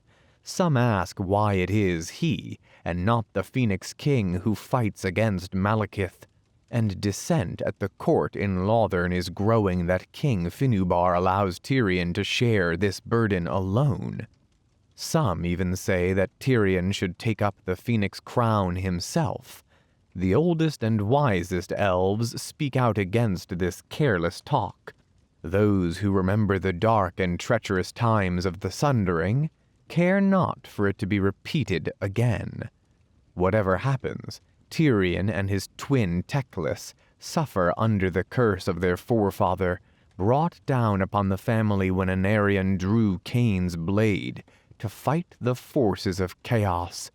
It is a doom that follows them, and none know yet what fate the gods hold in store for these bravest and noblest of Ulthuan's princes.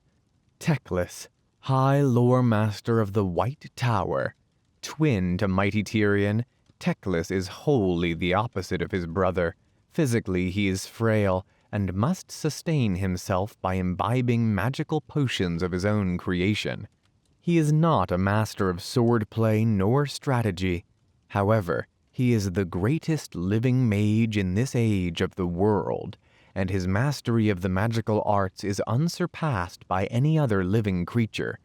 It is claimed that his power is on par with the great necromancer Nagash, so it is fortunate that Teclis has devoted his life to thwarting the powers of chaos and death.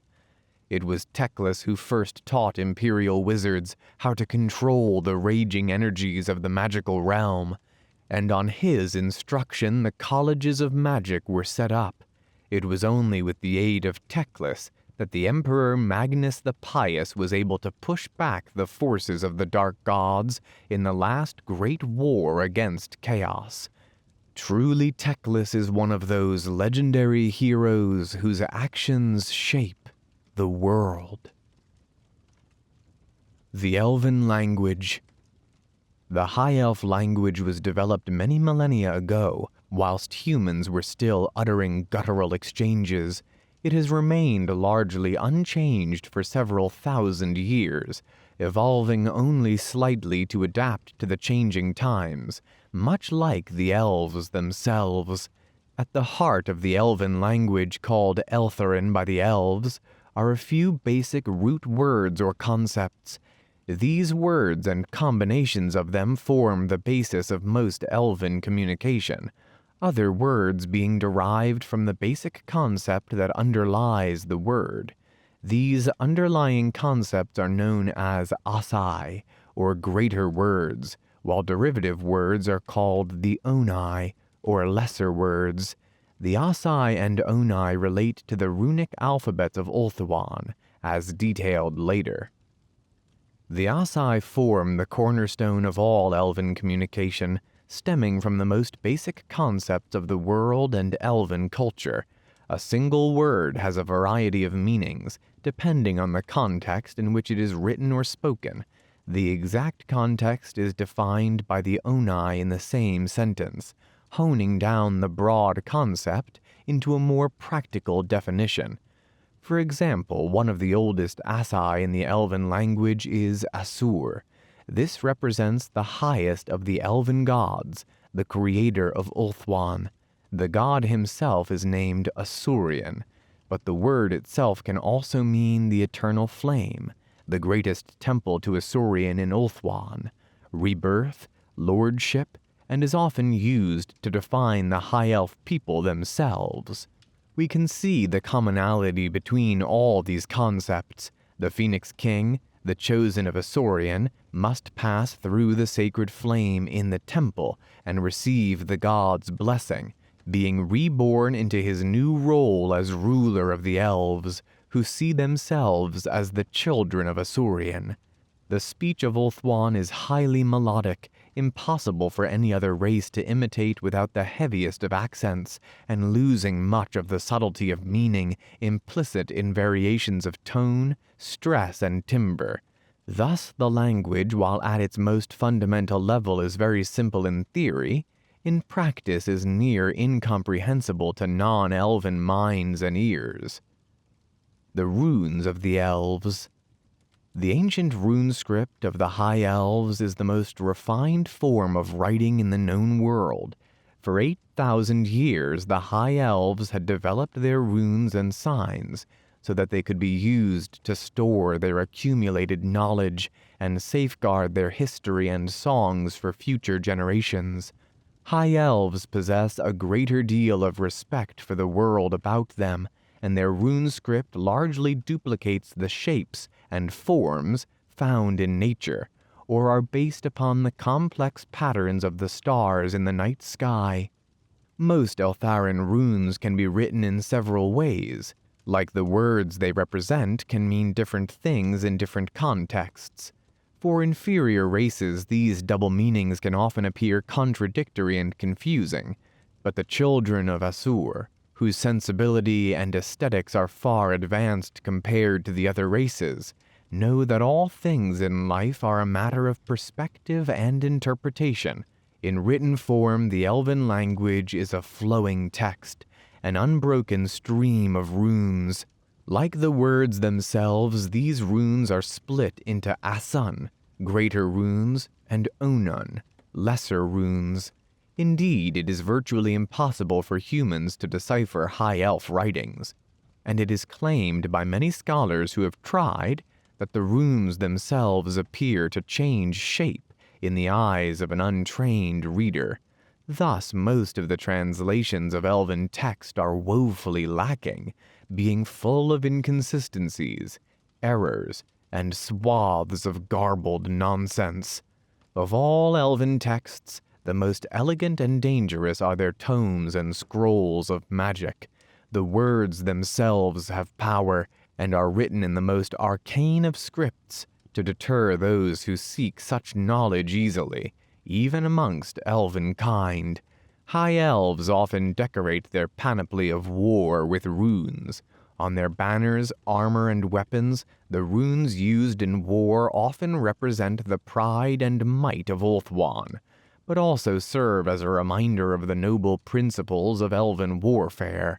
Many standards display runes which depict the unit's role, history, or the personality of its commander, while elven battle standards are glorious creations, with many runes that tell of the army's great achievements and glorious future.